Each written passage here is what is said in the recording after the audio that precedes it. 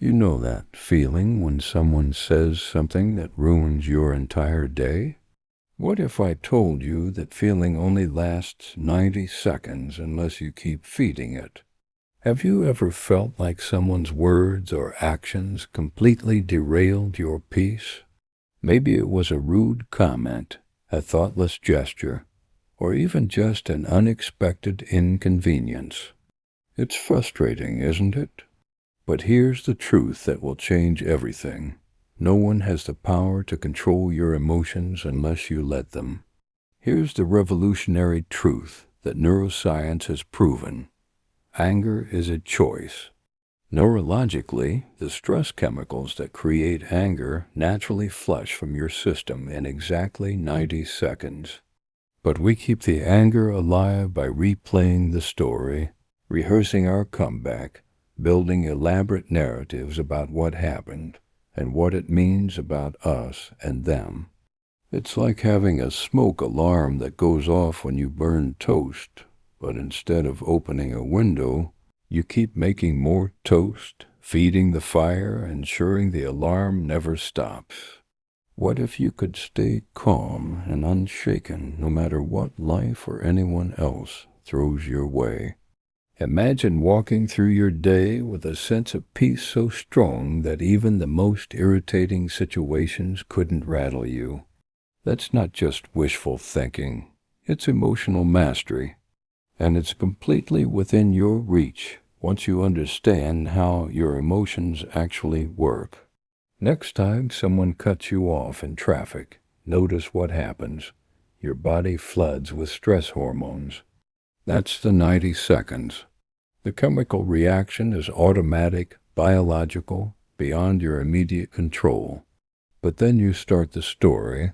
What an idiot. They could have caused an accident. People like that shouldn't be allowed to drive. This is why traffic is always terrible. My whole day is ruined now.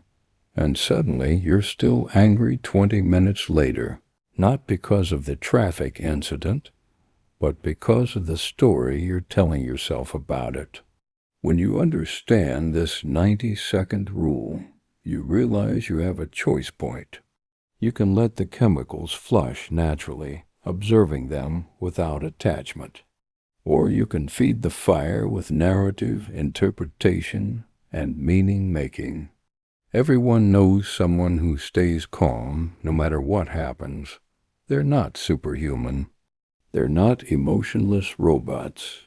They just know something you're about to learn.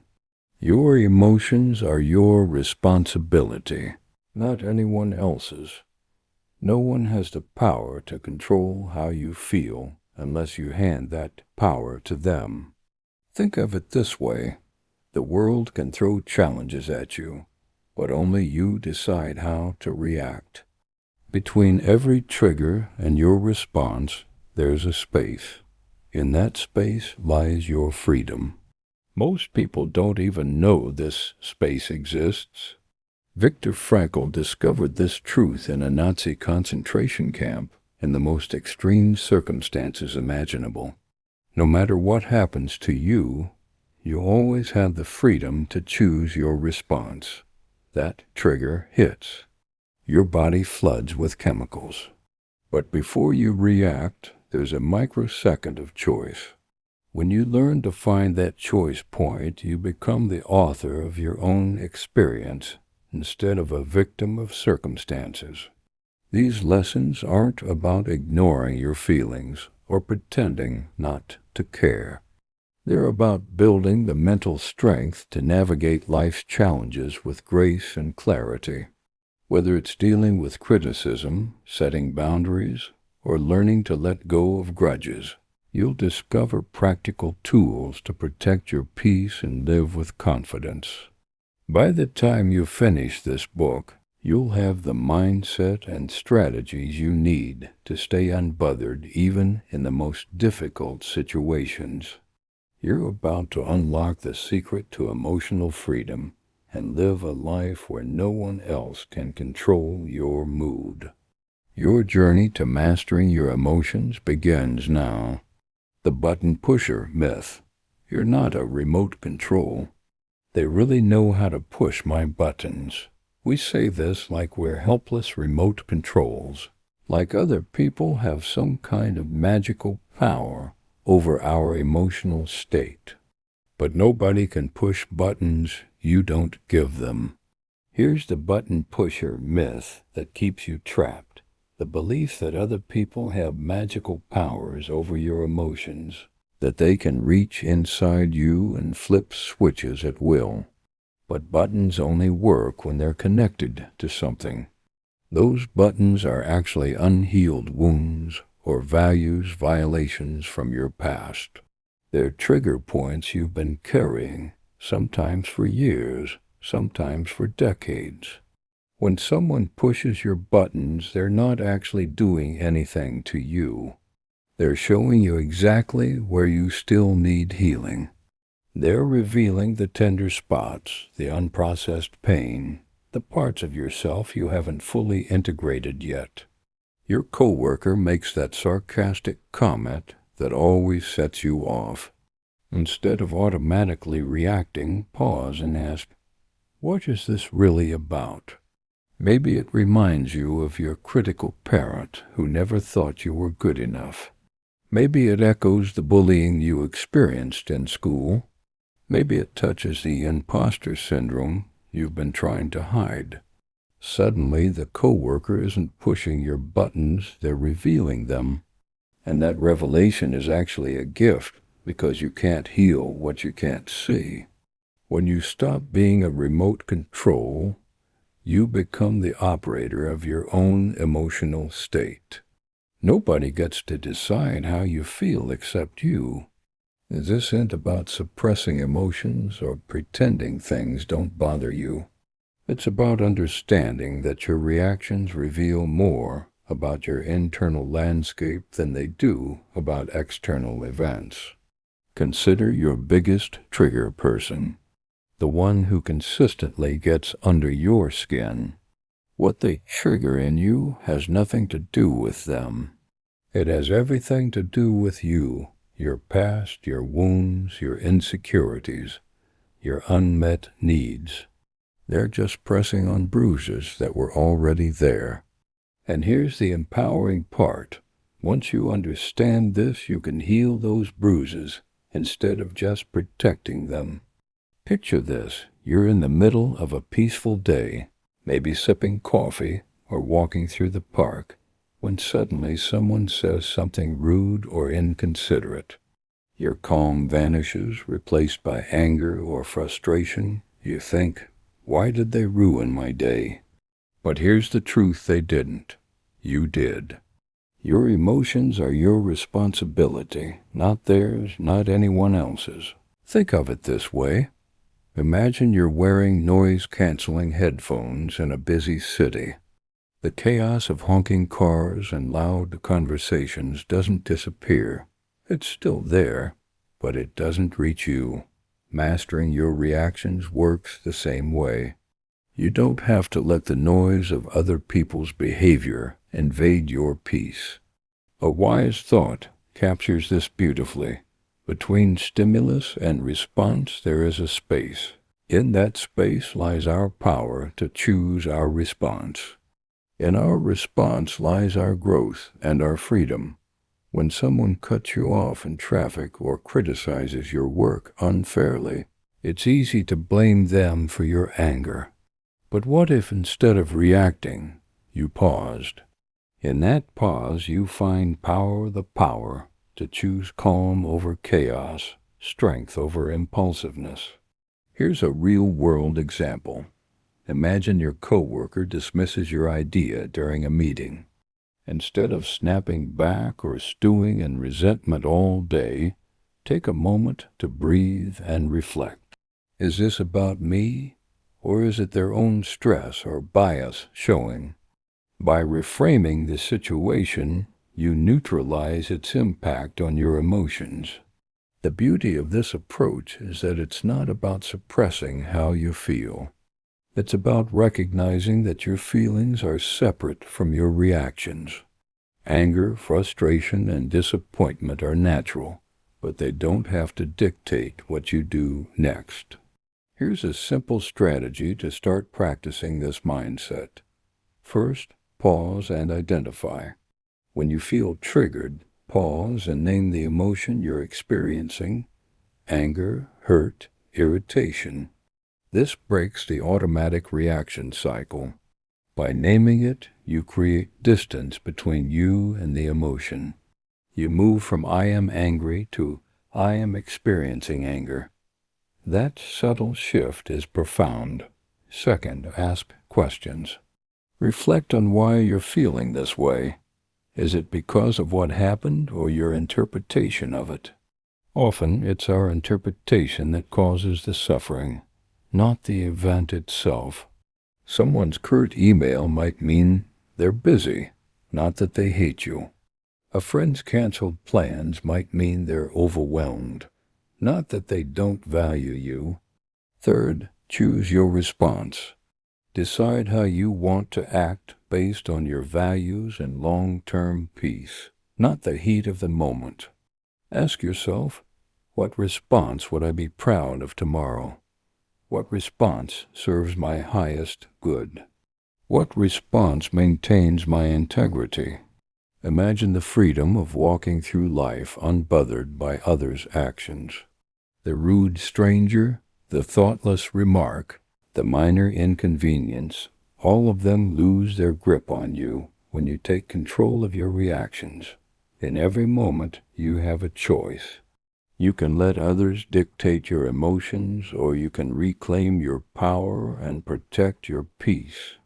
The next time someone tries to push your buttons, remember, their behavior doesn't define you, your reaction does. And in choosing calm, you gain not just emotional mastery, but true freedom. You become someone who cannot be controlled, manipulated, or thrown off center by external circumstances. This is the first and most fundamental lesson. You are not a remote control. You are the operator. And once you fully embody this truth, you'll wonder how you ever lived any other way. The secondary emotion revelation. What anger is really hiding. Here's something that will blow your mind. What you call anger isn't actually anger. Anger is the emotional equivalent of a security guard. It shows up to protect feelings like hurt, fear, or shame. When someone criticizes you and you get angry, you're not really angry. You're hurt that they don't see your value. Anger feels safer than vulnerability, so it volunteers to be the spokesperson. Your partner forgets your anniversary, and you explode in anger. But underneath that anger is hurt. Do I not matter to you? Am I not important enough to remember?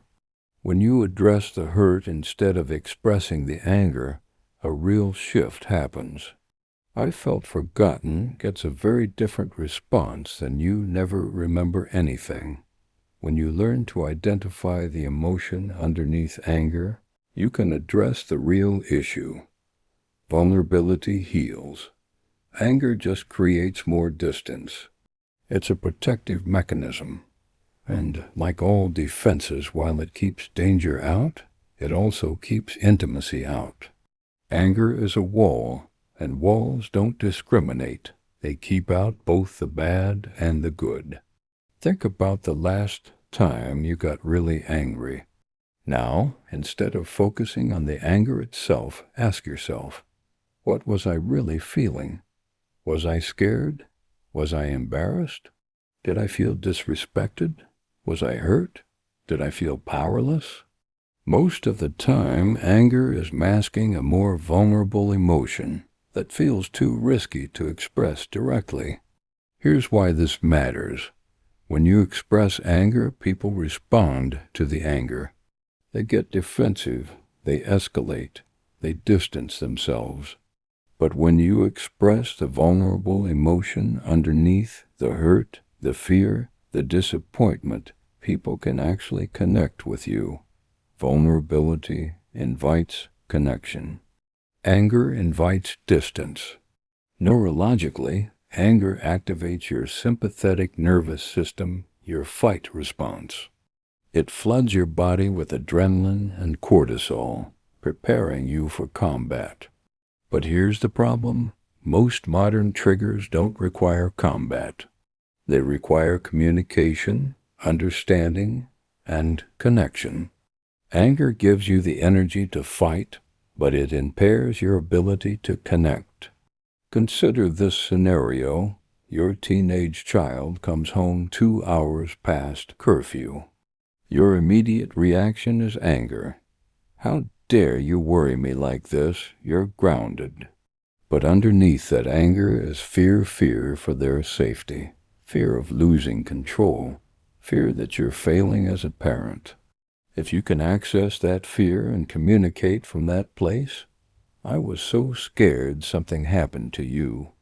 I need to know you're safe. The conversation becomes completely different. Or think about workplace interactions. Your colleague takes credit for your idea in a meeting. Anger surges. That was my idea. How dare they? But underneath is hurt that your contribution wasn't acknowledged. Hurt that you were made invisible. Perhaps even deeper hurt connected to times in your past when you felt overlooked or undervalued. When you can identify and express the underlying hurt, I felt hurt when my contribution wasn't acknowledged. You create the possibility for actual resolution. When you express only anger, you stole my idea. You create defensiveness and conflict. Here's the practice. Next time you feel anger rising, pause. Take those 90 seconds to let the chemical surge pass. Then ask yourself, what am I really feeling right now? What's underneath this anger? You might discover hurt. Someone violated your boundaries or made you feel unvalued. Fear.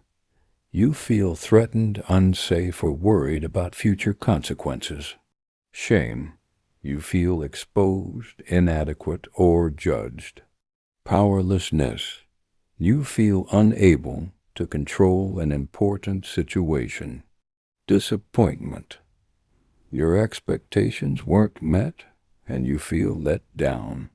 Once you've identified the core emotion, ask, how can I express this in a way that creates connection rather than distance? This doesn't mean suppressing anger. It means understanding anger as a messenger, delivering important information about your deeper needs and wounds. Reflect on your last big anger episode. What was the vulnerable emotion hiding underneath? If you had expressed that emotion directly, how might the situation have unfolded differently? This isn't about blame or regret. It's about learning to read your emotional landscape more accurately. The secondary emotion revelation is this: anger is almost never primary. It's a response to something else, a defense mechanism, a way of feeling powerful when you actually feel vulnerable. When you learn to bypass the anger and address what's really happening underneath, you gain access to your authentic emotional truth. And from that place of authenticity, real healing and real connection become possible. This is emotional intelligence in action. Recognizing that your surface emotions are often protecting deeper, more vulnerable truths. The question is, are you brave enough to feel those deeper truths? Are you courageous enough to express them? Because that's where your real power lies. Not in the anger that pushes people away, but in the vulnerability that invites them in. The choice point discovery. Your superpower between trigger and response. Between every trigger and your response, there's a space. In that space lies your freedom. Most people don't even know this space exists. They move from stimulus to response so quickly, so automatically, that they don't realize there's a moment of choice in between. Viktor Frankl discovered this in a Nazi concentration camp. in conditions of unimaginable suffering and degradation. No matter what happens to you, you always have the freedom to choose your response. That trigger hits. Your body floods with chemicals. But before you react, there's a microsecond of choice. When you learn to find that choice point, you become the author of your own experience. Someone sends you a passive-aggressive email. Your first impulse is to fire back immediately, to match their energy, to put them in their place. But in that moment, before you hit send, ask yourself, what response would I be proud of tomorrow? That single question activates your choice point. It inserts consciousness into what would otherwise be an unconscious reaction. This choice point is your emotional superpower. It's the difference between being a pinball, bouncing off circumstances, or being the player controlling the game. Think about someone who never seems to get rattled. They've mastered the space between trigger and response. You can too. Here's what happens in that space. The automatic emotional reaction occurs. This is biochemical, happening in your amygdala and limbic system.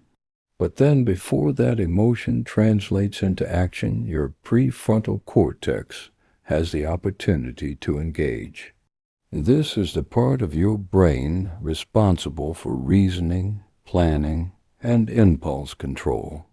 The choice point is the moment when your prefrontal cortex comes online. The problem is that most people skip this step. They go straight from trigger to reaction. Someone cuts them off in traffic, and they're immediately honking, cursing, letting the anger control their actions. A colleague criticizes their work, and they're immediately defensive, firing back with justifications or counterattacks. A partner says something hurtful, and they're immediately retaliating with their own hurtful comments. But here's the transformative truth. You can train yourself to widen that gap, to make that choice point more accessible, more prominent, more natural. And the more you practice, the more automatic it becomes to pause, to breathe, to choose. Here are practical techniques for accessing your choice point. The breath bridge. When triggered, take 3 deep breaths before responding. This simple action gives your prefrontal cortex time to come online. Breathing deeply also activates your parasympathetic nervous system, counteracting the stress response. With each breath, you're literally creating physiological space between stimulus and response. The question technique. Ask yourself a deliberate question before responding. What would my best self do right now? What response aligns with my values? What outcome do I actually want here? Questions interrupt automatic reactions and engage conscious thought. The future self-visualization. Imagine yourself tomorrow reflecting on this moment. What response would you be proud of? What response would you regret? This temporal distance creates psychological space. The physical pause. Remove yourself physically from the triggering situation when possible. I need a moment, or let me think about this and get back to you, are powerful phrases that buy you time to access your choice point. The emotional labeling. Name what you're feeling. I notice anger arising. I notice my heart rate increasing. This activates your observer self and creates separation between you and the emotion. Consider this real-life application. You're in a meeting and someone challenges your idea in a way that feels dismissive or disrespectful. The automatic reaction is to defend, to counterattack, to prove them wrong. But in that moment, you pause, you take a breath. You ask yourself, what's really happening here? Is this person trying to improve the idea or tear it down? Am I reacting to what they said or how they said it? What response serves the project's success rather than my ego? That pause, that questioning, that conscious engagement, that's your choice point in action. Maybe you respond with curiosity. Tell me more about your concerns. Maybe you acknowledge their point. That's a valid consideration. How do you think we should address it? Maybe you simply thank them. I appreciate the feedback. Let me think about that. Whatever response you choose, it comes from consciousness, not reactivity. It comes from your highest self, not your wounded self. And that makes all the difference. The choice point is where your power lives. It's where you stop being controlled by your conditioning, your past, your emotional triggers. It's where you step into authorship of your own experience. Every time you successfully access your choice point, you strengthen your ability to do so again. You're literally rewiring your neural pathways, making consciousness more accessible and reactivity less automatic. Think about it. How would your relationships change if you consistently responded from your choice point rather than reacting from your wounds? How would your career trajectory shift if you approached challenges with conscious response rather than unconscious reaction? How would your inner peace deepen if you weren't constantly at the mercy of external triggers? The space between trigger and response is where freedom lives. Viktor Frankl found it in a concentration camp. You can find it in the mundane moments of your daily life. And once you find it, once you practice accessing it, once you make it your home, everything changes. The observer self-technique. Watching your emotions like weather. What if you could watch your emotions like weather patterns instead of being swept away by every storm? Inside you is an observer, a part that can watch your emotions without becoming them. You can notice, anger is arising, heart rate increasing. But you don't become the anger. You observe it. This observer's self is always calm, always present. It's the part of you that can think, I'm having the thought that this person is an idiot, instead of, this person is an idiot. It's the part that can witness your experience without being overtaken by it. Your teenager rolls their eyes at you. Instead of immediately getting defensive, activate your observer. I notice irritation rising. I notice the story forming that they don't respect me. I notice my body tensing. Now you're watching the emotion instead of being hijacked by it. From this space, you can choose a response that actually helps rather than one that escalates conflict. The observer self gives you emotional immunity. You can experience any emotion without being controlled by it. Think about a time you stayed calm in chaos. You were using your observer self. Now you can do it intentionally. The concept of the observer self comes from multiple wisdom traditions. In Buddhism, it's called mindfulness or witness consciousness. In psychology, it's related to metacognition, thinking about thinking. In neuroscience, it's associated with the prefrontal cortex's ability to observe and regulate limbic system activity. Here's what makes the observer self so powerful. It creates separation between awareness and experience. You move from I am angry to I am aware of anger. That shift changes everything. When you are the anger, you're swept away by it, controlled by it, identified with it. When you're aware of the anger, you maintain your center. You remain the conscious being experiencing an emotion rather than becoming the emotion itself. Think of your emotions like weather passing through the sky of your consciousness. Clouds come and go, storms arise and pass, but the sky remains unchanged. The sky doesn't become the weather. It provides the space in which weather occurs. Your observer self is like that sky, vast, unchanging, able to hold any experience without being altered by it. Here's how to cultivate your observer self. Practice the I notice technique. Throughout your day, especially when emotions arise, use the phrase, I notice. I notice frustration. I notice anxiety. I notice joy. This simple linguistic shift activates your observer. You're not saying, I am frustrated, identification, but I notice frustration, observation, body scanning. Regularly check in with your body, observing sensations without judgment. I notice tension in my shoulders. I notice my breath is shallow. I notice my jaw is clenched.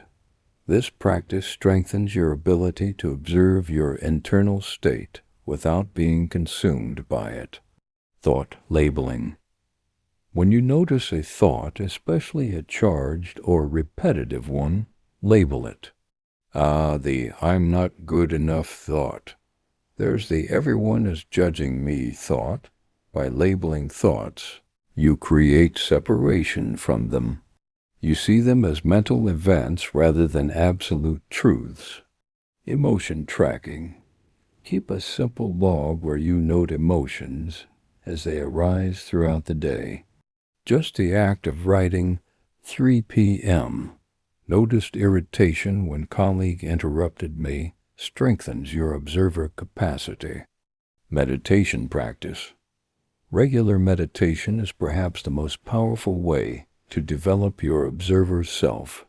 Even 5 minutes daily of sitting quietly and observing your breath, thoughts, and sensations builds this capacity tremendously. Here's a practical example of the observer's self in action. You're stuck in traffic, already running late for an important meeting.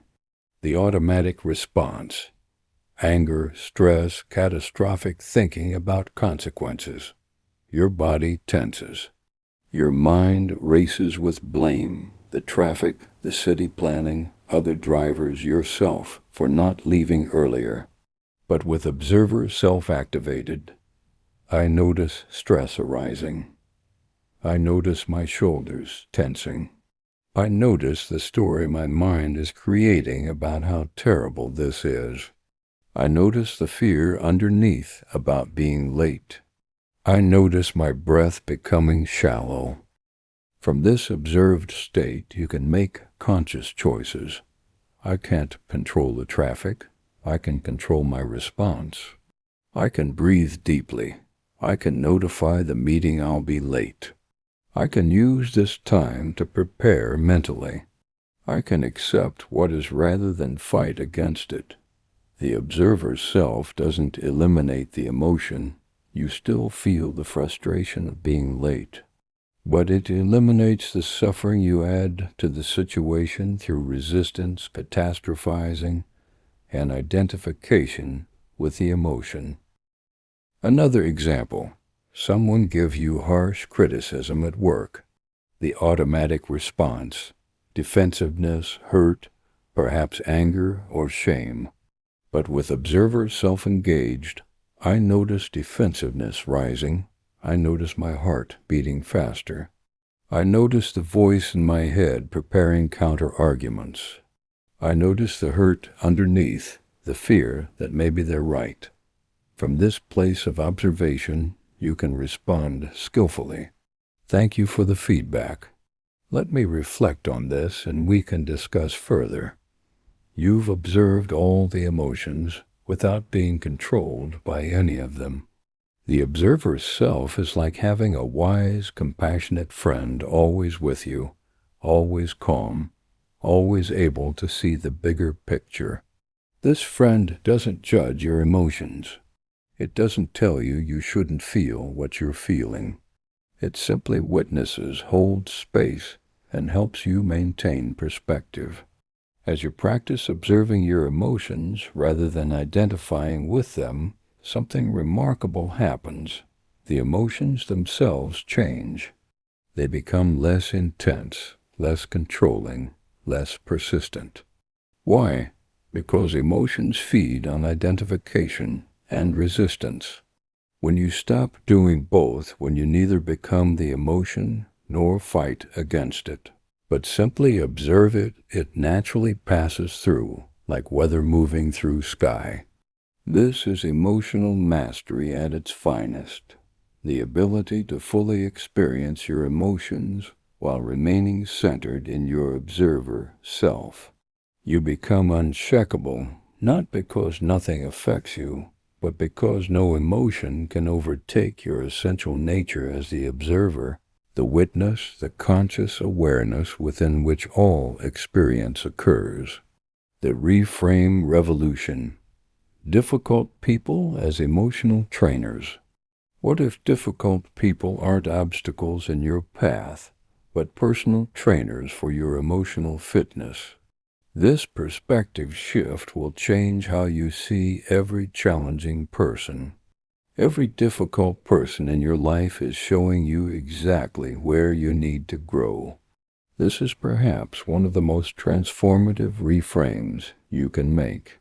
It shifts you from victim to student, from powerless to empowered, from resentful to grateful. It doesn't happen overnight. And it certainly doesn't mean you have to enjoy difficult people. But it does mean you can extract tremendous value from interactions you previously saw as purely negative.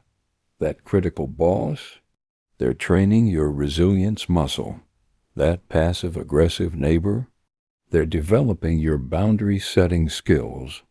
Just like a physical trainer puts you through uncomfortable exercises to make you stronger, emotional trainers build your emotional strength. Your micromanaging boss sends their 15th email today. Instead of thinking, they don't trust me, they're helping me practice staying calm under pressure. Suddenly, this isn't personal persecution. It's emotional strength training. You start responding with curiosity.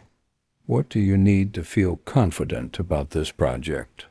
When difficult people become trainers, you stop being a victim and become a student. Every interaction becomes an opportunity to level up emotionally. Examine your most challenging relationship. What strength is that person helping you develop? This reframe isn't about excusing bad behavior or staying in harmful situations. It's about extracting value from difficulty, about finding opportunity in challenge. It's about refusing to be diminished by others' behavior and instead choosing to be strengthened by it. Consider the physics principle. Resistance creates strength.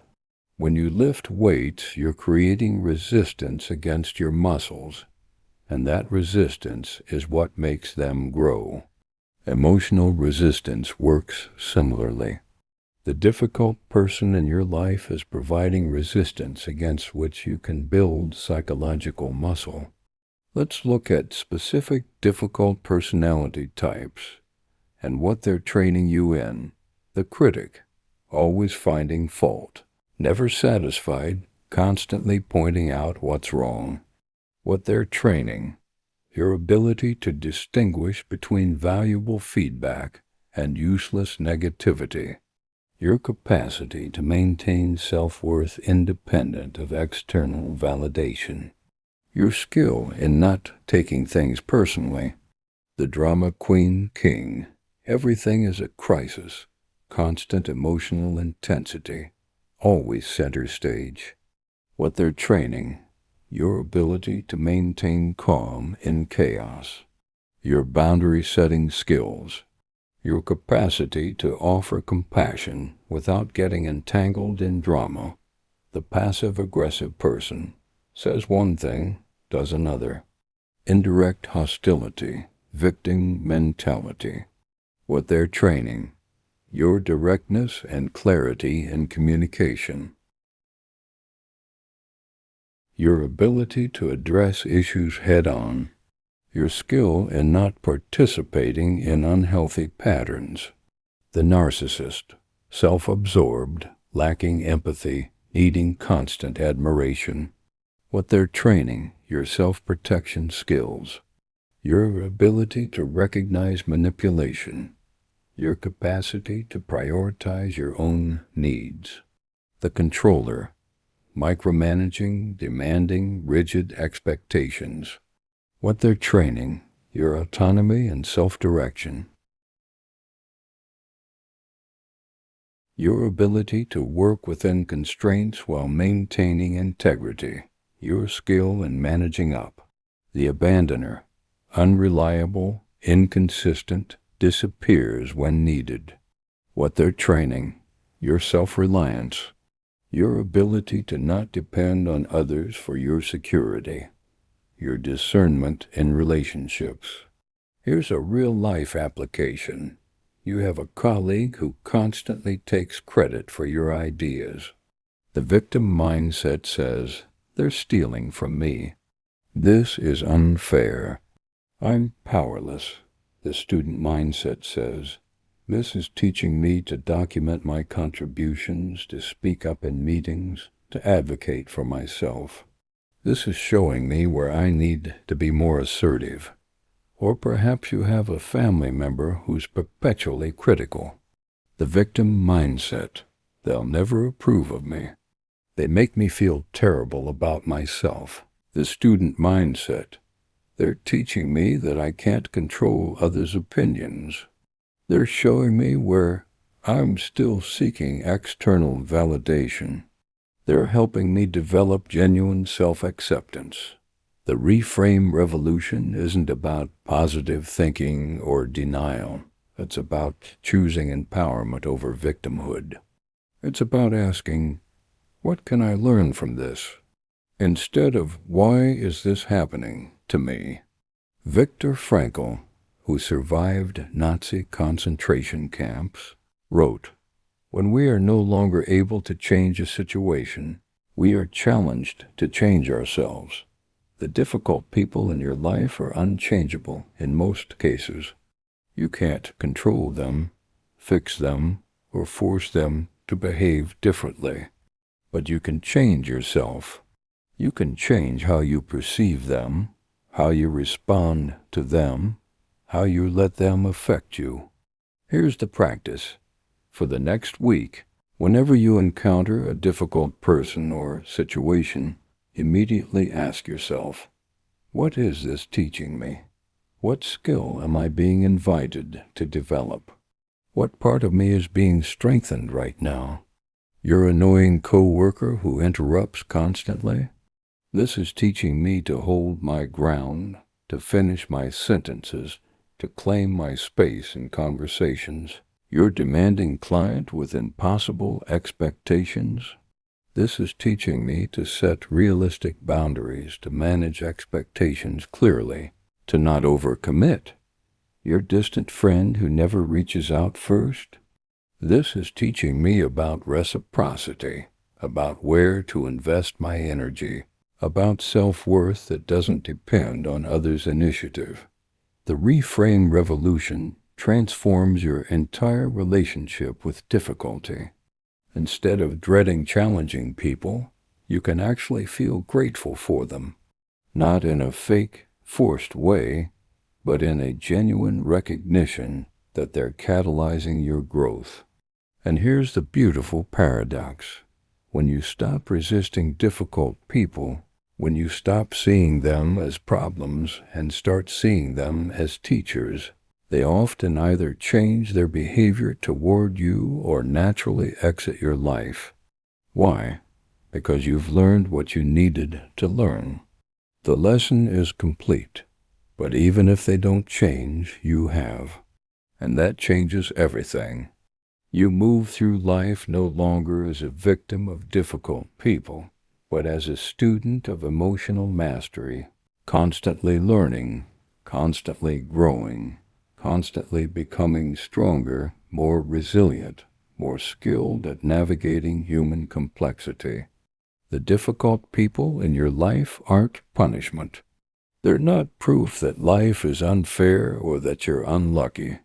They're your emotional trainers, and the workout they're putting you through is exactly what you need to become the strongest version of yourself. Stop expecting people to behave like you. Picture this. You're always the friend who remembers birthdays, sends thoughtful messages, shows up when others need help. But when you find yourself in need, they're nowhere to be found.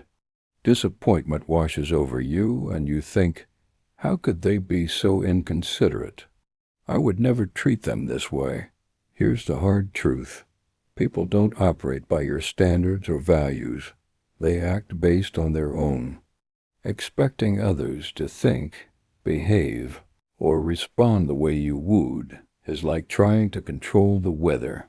It's impossible, and only leads to frustration. Think of it this way. Each person is walking their own path, shaped by their experiences, beliefs, and priorities.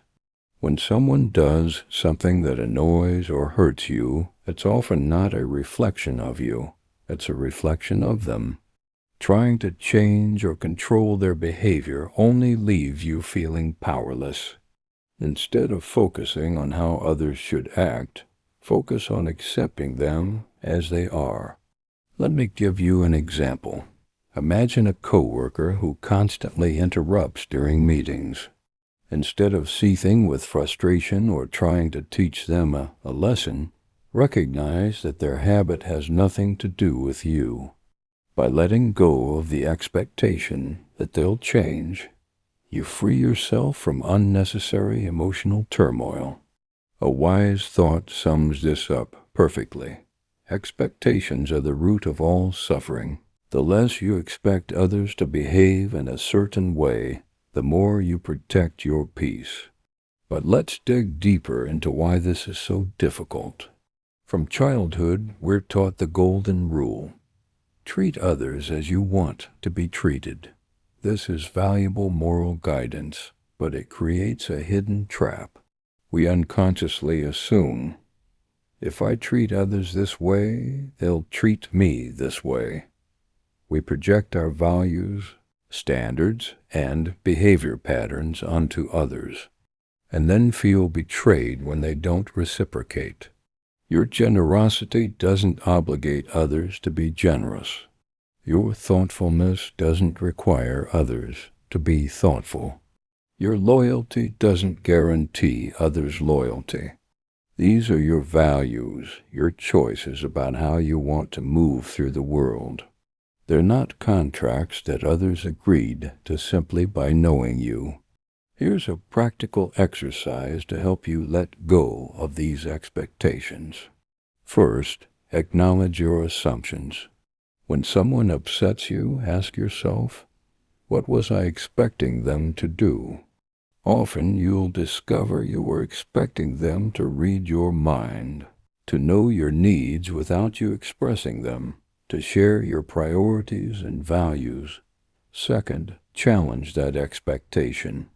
Reflect on whether it's realistic to expect someone else to act exactly as you would. Ask yourself, did I communicate this expectation clearly?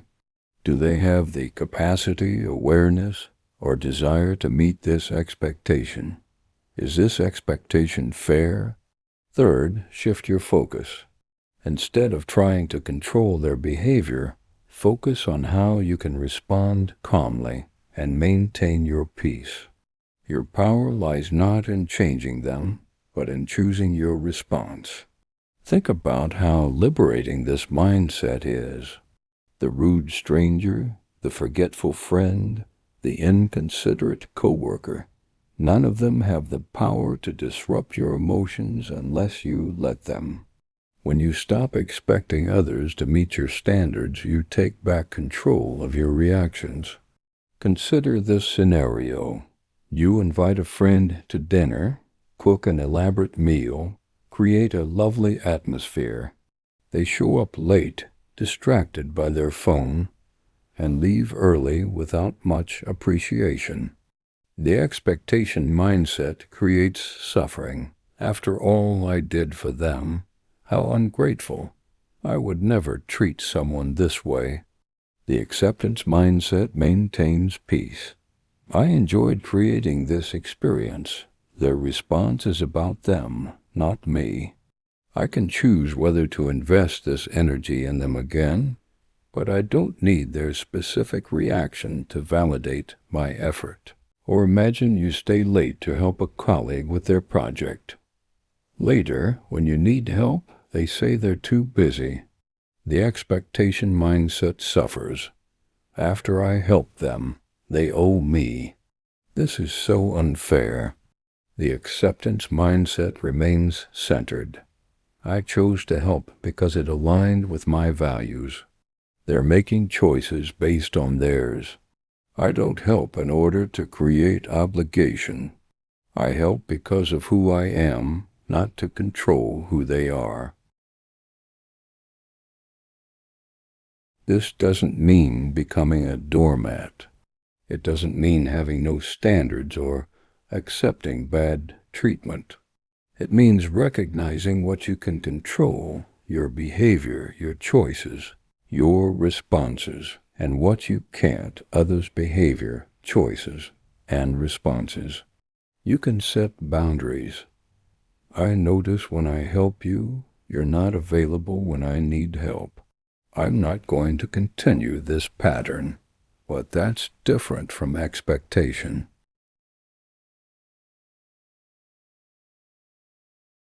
Boundaries are about your behavior, not demands on theirs. You can communicate needs. It's important to me that we both contribute to planning our activities, but that's different from expectation.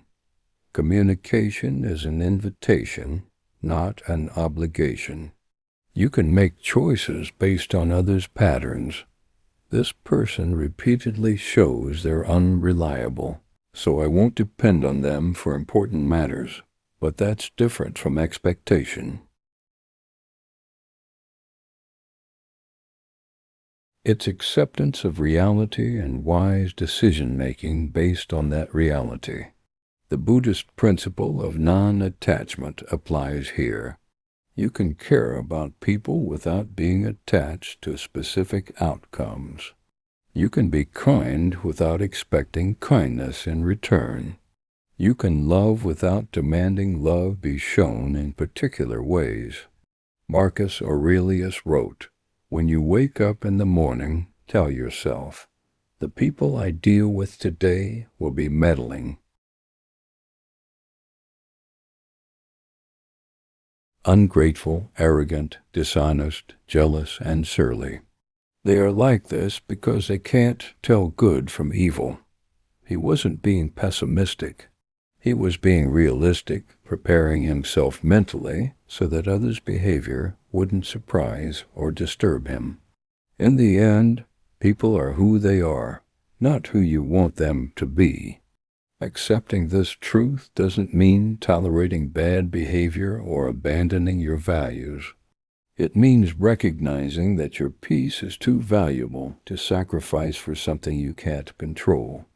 The next time someone disappoints or frustrates you, pause and remind yourself, they're acting from their nature, not mine. And that's okay, because I choose my response. By releasing those expectations, you gain freedom not just from others' actions, but from the emotional weight they once carried. You stop being a victim of others' behavior and become the conscious creator of your own experience. And that's where true freedom lives. Let go of the need to always be right. Think about the last time you got into an argument. Maybe it was over something trivial, like which route was faster, or something deeper, like a disagreement with a close friend or partner. As the conversation heated up, did you feel that strong urge to prove your point?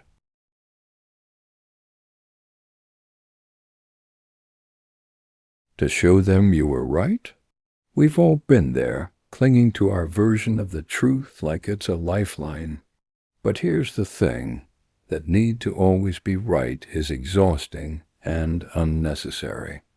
The need to win every argument or prove your perspective often stems from insecurity, as if being wrong threatens our worth or identity. But what if you could let go of that need entirely? What if you could approach disagreements with curiosity instead of defensiveness? A powerful thought to keep in mind is this: would you rather be right, or would you rather be at peace? Often our insistence on being right creates tension, damages relationships, and fuels our frustration. On the other hand, letting go of the need to prove yourself allows you to preserve your peace and approach conflicts with understanding. Imagine someone accuses you of something unfair. Your instinct might be to defend yourself, to argue your case, or to point out their flaws in return. But what if you paused and asked yourself, is it worth my energy to prove them wrong? Will this argument change anything important in my life? In most cases, the answer is no. Here's an example. A friend might insist that their way of handling a problem is better than yours. Instead of diving into a debate, you could say, I see where you're coming from and I respect your perspective. By doing this, you not only diffuse the tension, but also maintain your calm and avoid unnecessary conflict. The Taoist philosopher Lao Tzu offers timeless wisdom. He who is attached to his views will never grow. Letting go of the need to be right doesn't mean abandoning your principles or silencing your voice. It means recognizing that not every disagreement needs a resolution in your favor. It's about choosing when to engage and when to step back. But why is this so hard? Because we confuse our opinions with our identity. When someone challenges our viewpoint, it feels like they're challenging us. Our ego interprets disagreement as attack, and being proven wrong feels like diminishment.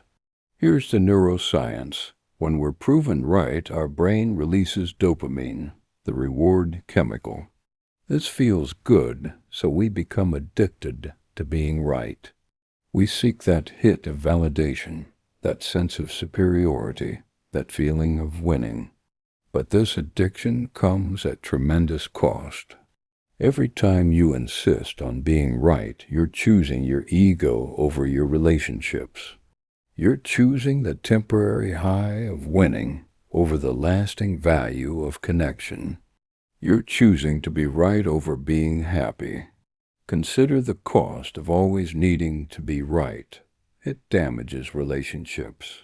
People start avoiding discussing anything meaningful with you because they know it'll turn into a battle. You become someone people don't want to be vulnerable or honest with. It limits your growth. When you're attached to being right, you can't learn. New information becomes a threat rather than an opportunity. You defend your existing views rather than evolving them. It creates stress.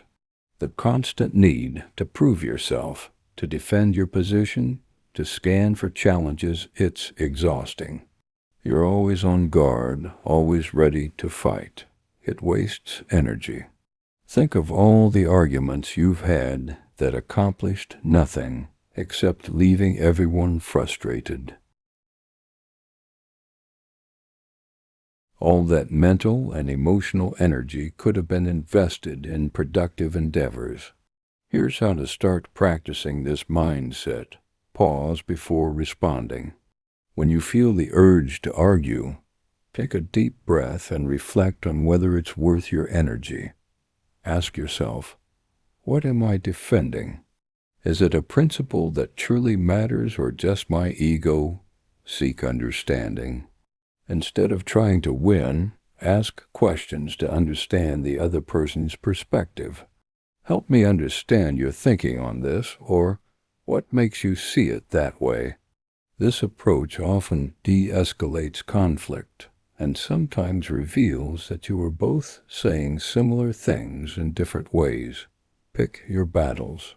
Save your energy for disagreements that truly matter, ones that align with your values or affect significant outcomes. Let go of the rest.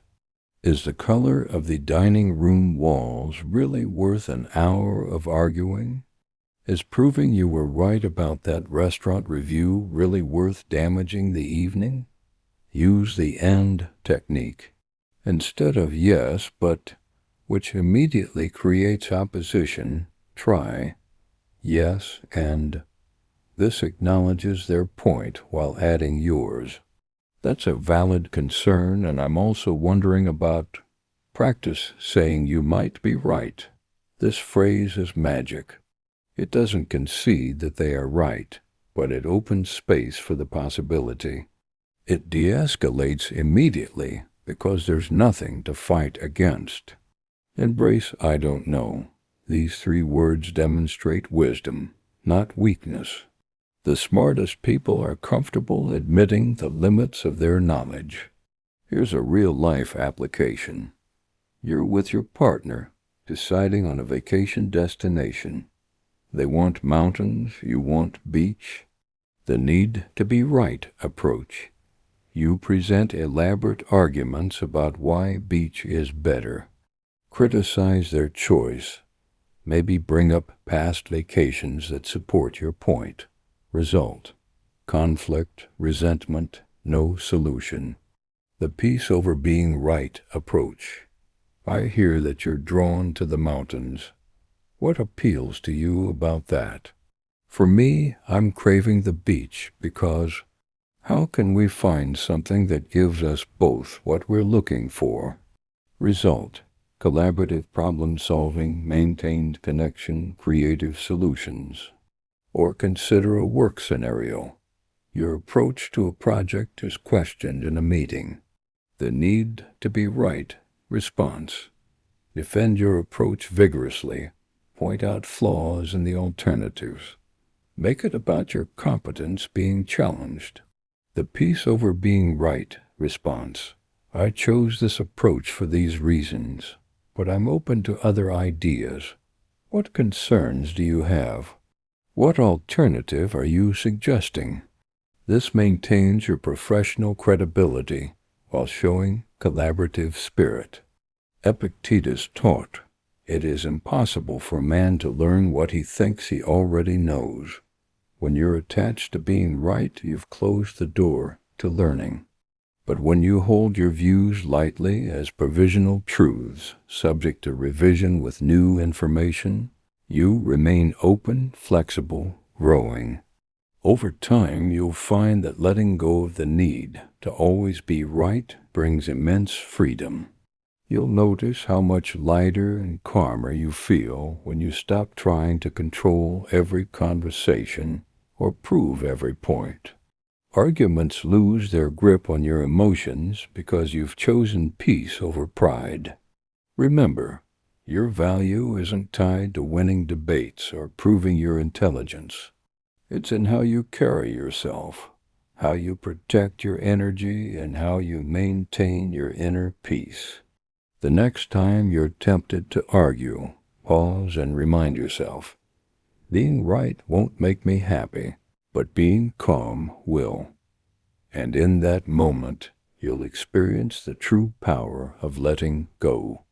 You'll discover that the people who command the most respect aren't those who always insist on being right. They're those who are confident enough to be flexible, wise enough to learn, and mature enough to prioritize relationships over ego.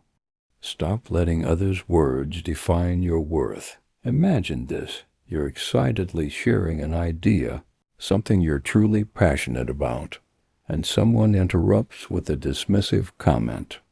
Their words cut deep, and suddenly the confidence you felt disappears.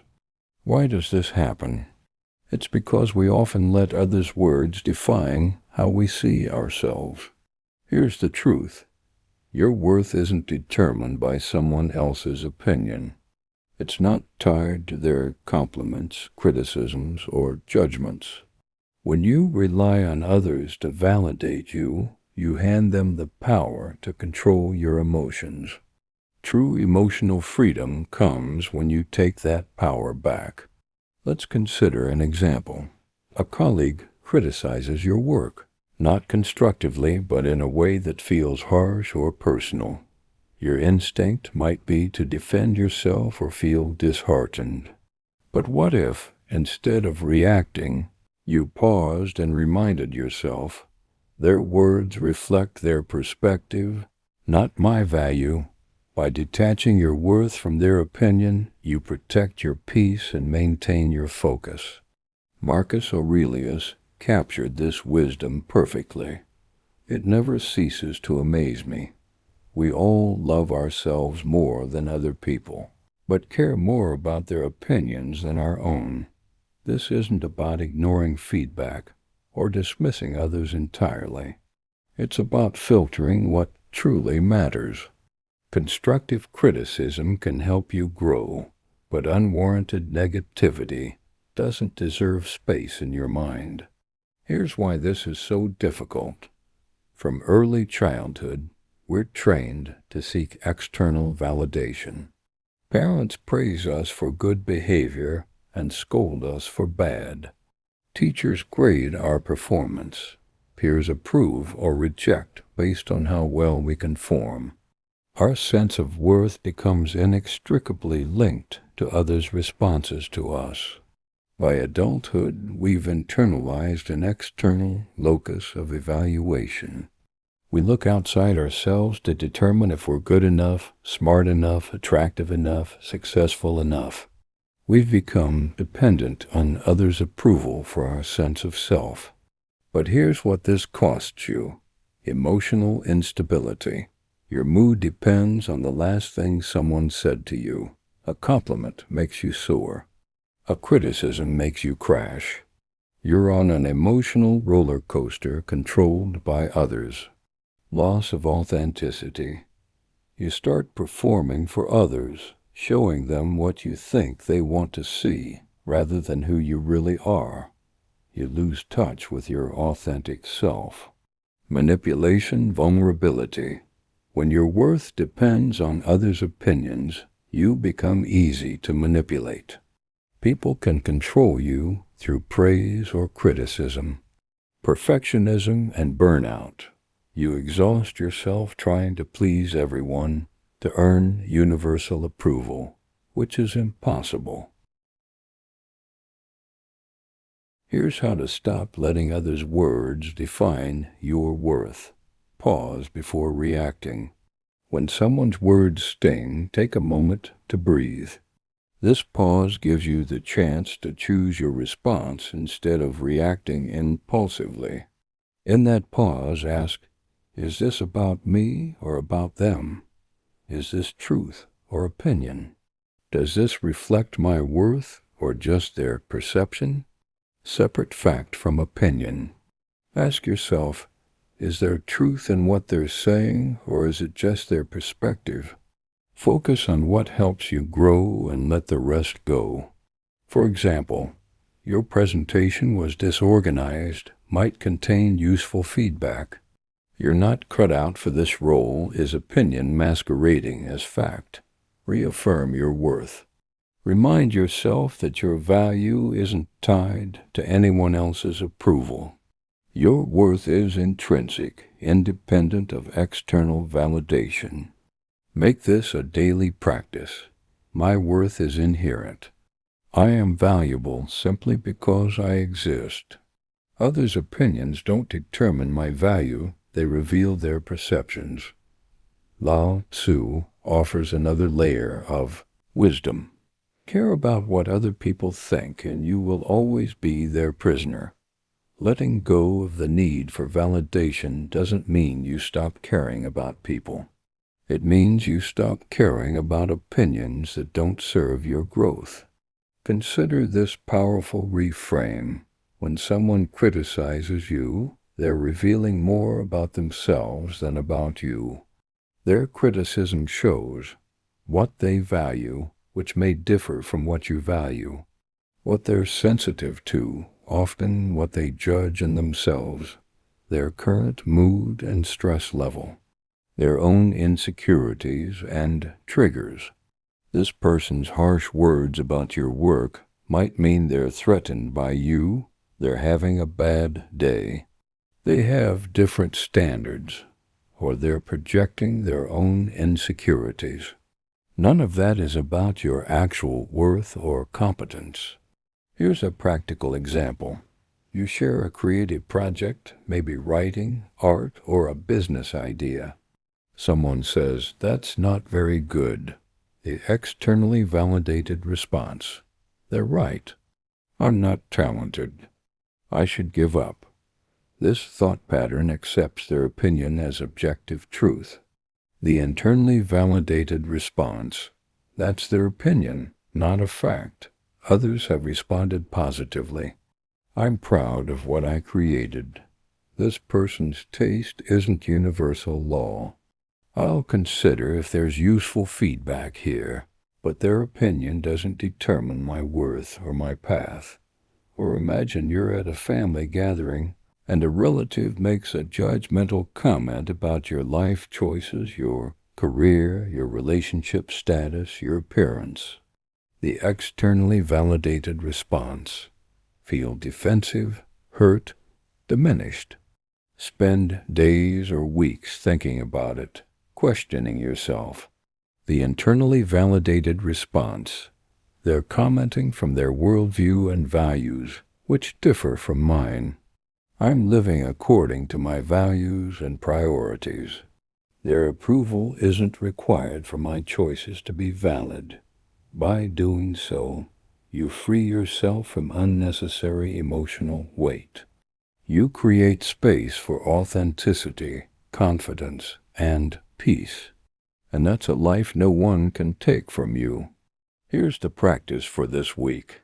Every time someone's words challenge your confidence, pause and ask yourself, am I letting this define me, or can I choose to focus on what I know to be true about myself? Is this person's opinion relevant and informed enough to matter? What do I know about myself that this person doesn't see? How would someone who truly loves me respond to this criticism? In that moment, you reclaim your power and remind yourself that no one's words can diminish your value unless you let them. True strength lies not in avoiding criticism, but in knowing your worth regardless of it. When you stop letting others' words define you, you create an unshakable foundation of self-worth. You become immune to the fluctuations of others' opinions. You can hear feedback without being destroyed by it, receive compliments without becoming dependent on them, and navigate criticism without losing your center. This is freedom. This is maturity. This is the foundation of unshakable peace. Protect your energy by setting boundaries. Picture this. A friend calls you in the middle of your busy day, asking for help with something they could probably handle on their own.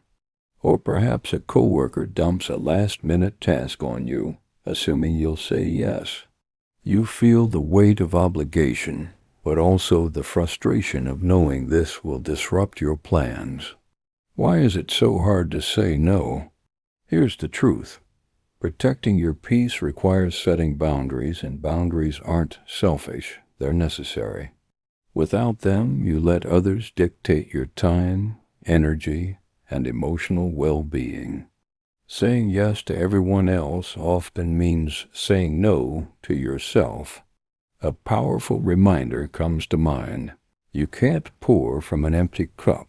If you're constantly giving without protecting your energy, you'll find yourself burned out, resentful, and disconnected from your own needs. Boundaries are how you safeguard your emotional freedom while maintaining healthy relationships. Think about this. When someone oversteps your boundaries, It's not their fault, it's yours for not clearly defining and upholding them. People aren't mind readers, and unless you communicate what you're okay with, they'll continue to push, often unintentionally. Setting boundaries is a form of self-respect, and it also teaches others to respect you. Here's an example. Imagine you're always the person friends come to for advice, even late at night. You want to be supportive, but it's draining your energy. Instead of silently resenting them, you could say something like, "I care about you, but I need to keep evenings for myself to recharge. Let's talk tomorrow instead." This approach is firm yet kind, and it protects your peace without damaging the relationship. Epictetus reminds us, freedom is the ability to live as we wish. Living freely doesn't mean ignoring others' needs. It means deciding where your energy is best spent. Boundaries let you choose your priorities and ensure you're not giving more than you can handle. But let's get clear on what boundaries actually are and aren't. Boundaries are clear statements about your needs and limits, protective mechanisms for your well-being, respectful of both you and others, flexible and context-dependent, about your behavior, not controlling others. Boundaries are not ultimatums or threats, attempts to change or control others, selfish or mean, rigid rules that never adapt, punishments for others' behavior.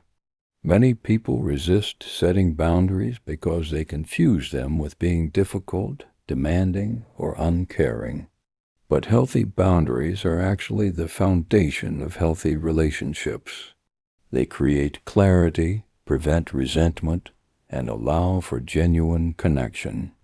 Here's why many people struggle with boundaries. Fear of rejection. If I say no, they won't like me anymore. Guilt.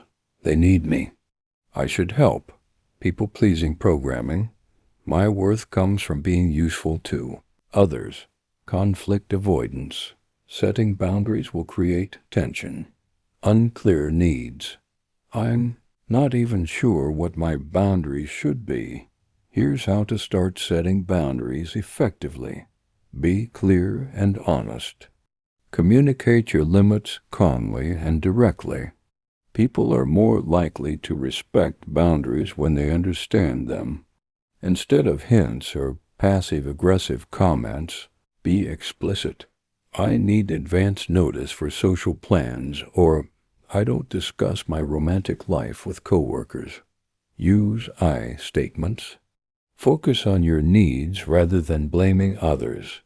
For example, say, "I need some quiet time after work," instead of "you're always bothering me." This frames the boundary as about your needs, not their flaws. Stick to your boundaries. Once you set a limit, uphold it. Consistency shows others that you're serious about protecting your space. If you set a boundary and then don't maintain it, you train others that your boundaries are negotiable. Start small. If you're new to boundaries, start with low-stakes situations. Practice saying no to small requests before tackling the big ones. Build your boundary-setting muscle gradually. Prepare for pushback. When you start setting boundaries, especially with people used to unlimited access to you, they might resist. They might guilt-trip you, get angry, or test your resolve. This is normal.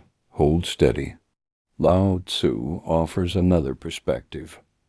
He who knows when to stop does not find himself in trouble.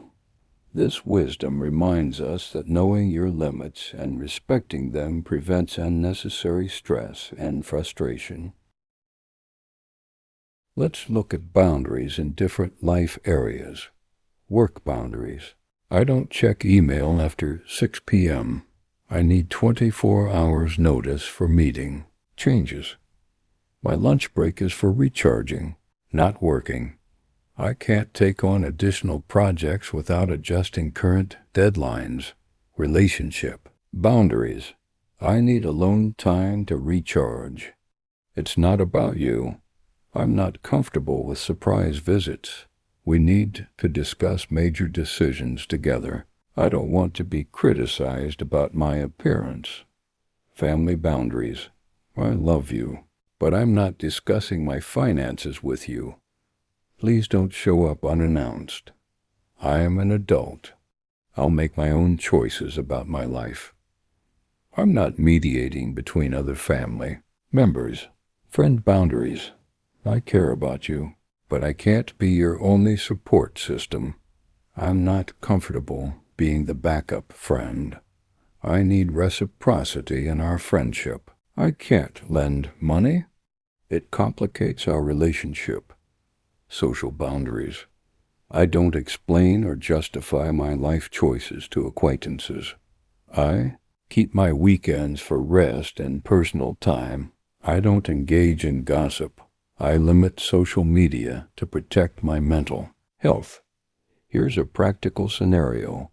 Your mother calls you multiple times daily, getting upset when you don't answer immediately. This drains your energy and creates anxiety. Setting a boundary might sound like, "Mom, I love talking with you, but I can't answer every time you call during work.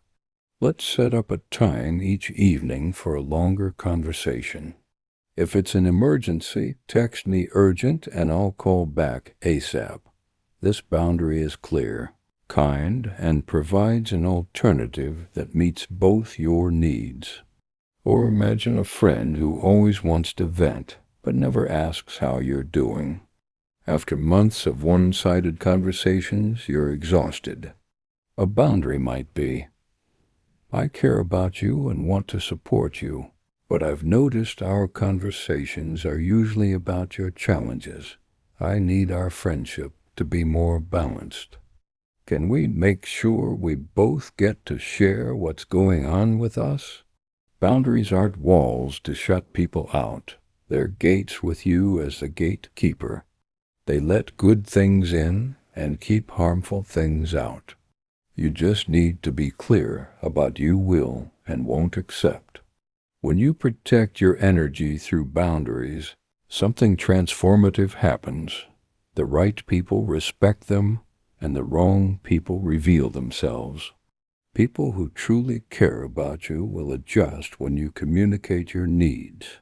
People who don't respect your boundaries are showing you that they value their access to you more than your well-being.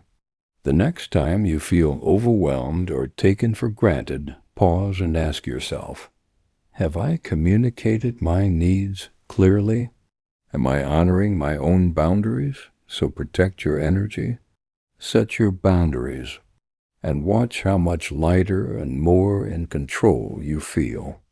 Because when you prioritize yourself, you give the best version of yourself to the world. You can't serve others effectively from a place of depletion. Boundaries ensure you're serving from overflow, not from empty. Remember, you're not responsible for managing everyone else's feelings or fixing their problems. Your primary responsibility is to yourself, your peace, your time, your emotional well-being. And that's not selfishness. That's wisdom. The power of silence. Respond with silence, not anger. Imagine this. You're in a heated argument. Someone says something hurtful or intentionally provocative, and you feel the anger rising. Your heart pounds, your face heats up, and your instinct is to fire back with a cutting remark. But what if, instead of reacting, you simply said nothing? Silence is one of the most powerful tools you have when dealing with others' negativity. It's not about conceding or avoiding confrontation. It's about choosing calm over chaos. Responding with silence doesn't mean you're weak. It means you're strong enough to value your peace over the need to retaliate. There's wisdom in this. The less you respond to negativity, the more peaceful your life becomes. Silence speaks volumes. It says, I won't let your behavior control me. Let's take an example. Imagine someone at work undermines you during a meeting, trying to make you look bad in front of others. You have two choices: engage in a back and forth argument, or pause and respond with silence.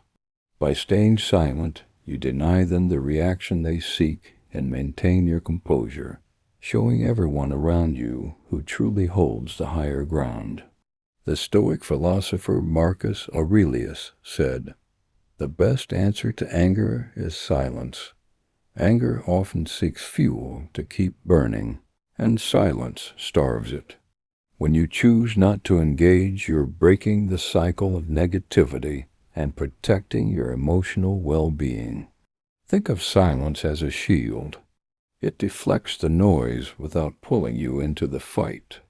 But let's explore why silence is so powerful. It demonstrates control. When someone provokes you and you remain silent, you show that you're in control of yourself, not controlled by their behavior. This is true strength. It creates uncertainty. People who try to provoke you expect a reaction. When you don't give them one, they're left uncertain, often uncomfortable. This uncertainty shifts the power dynamic. It preserves your energy. Every argument, every defensive response, every justified explanation, they all cost energy. Silence conserves your resources for what truly matters. It prevents escalation. Most conflicts escalate because both parties keep responding. Silence stops the escalation cycle immediately. It forces reflection. Your silence creates space. Sometimes in that space the other person realizes their behavior. Sometimes not. Either way, you've maintained your center. It protects you from regret. How many times have you said something in anger that you later wished you could take back?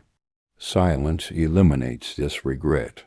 Here's how to make silence your go-to response in moments of provocation. Pause before reacting. When someone says something provocative, take a moment to breathe. Silence creates space for clarity. Count to 10 if necessary. Feel the urge to respond, but don't act on it immediately. Listen without defending. Sometimes people just want to vent or be heard. Let them speak without interrupting or feeling the need to explain yourself. Give them the space to exhaust their emotional energy. Speak only when necessary. If a response is required, keep it calm, measured, and to the point. "I understand you're upset," or "I'll think about what you've said," are often sufficient. Use body language. Silence doesn't mean you're passive. Your calm, steady presence, your centered posture, your neutral expression, these communicate strength. A Buddhist teaching reminds us, speak only if it improves upon the silence. This doesn't mean you suppress your feelings. It means you choose when and how to express them. Silence doesn't ignore the problem. It preserves your energy for moments where your voice truly matters. Think about how often we regret words said in anger. Silence removes that regret. It allows you to reflect, reassess, and respond thoughtfully rather than impulsively.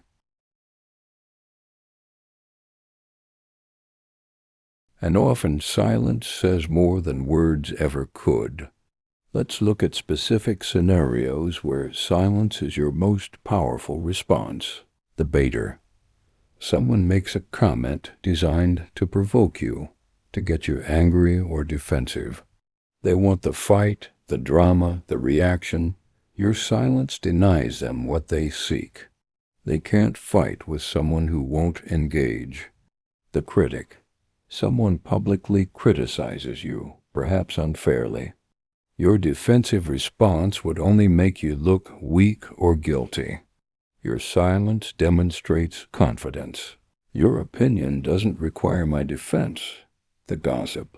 Someone tries to pull you into drama, to get you to talk about others or share information. Your silence shows you won't participate in toxicity. The manipulator. Someone uses emotional tactics, guilt, anger, victimhood, to control you. Your silence refuses to be controlled. Here's a real-life application. Your partner says something deliberately hurtful during an argument. The automatic response is to hurt them back, to match their energy, to prove you can wound them too. This leads to the kind of fight where terrible things are said that damage the relationship irreparably. The powerful response. Silence. Let their words land without echoing them back. After a pause, I won't respond to that right now. Let's continue this conversation when we're both calmer.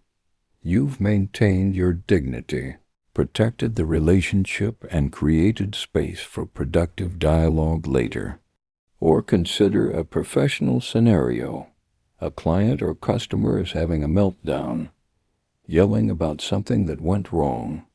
Your impulse might be to defend yourself, to explain why it wasn't your fault, to interrupt with corrections to their version of events. The professional response. Let them vent completely without interruption. When they're done, I understand you're frustrated. Let me see how I can help resolve this. Your silence allowed them to be heard, which often de-escalates the situation faster than any defense would. The next time someone tries to provoke you, pause and ask yourself, will responding add value, or will it simply escalate the situation? By choosing silence, you protect your peace, demonstrate strength, and keep control of the narrative. Remember, silence isn't the absence of a response, it's the presence of wisdom. It's the ability to rise above the noise and say, your words don't control me. My peace does, and that's how you win the battle without ever raising your voice. Silence is not weakness. Silence is not avoidance. Silence is strategic, powerful, and often the wisest choice. It's the response of someone who has nothing to prove, whose worth doesn't depend on winning arguments, who values peace over being right.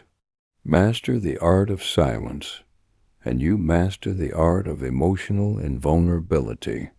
Practice gratitude to dissolve anger.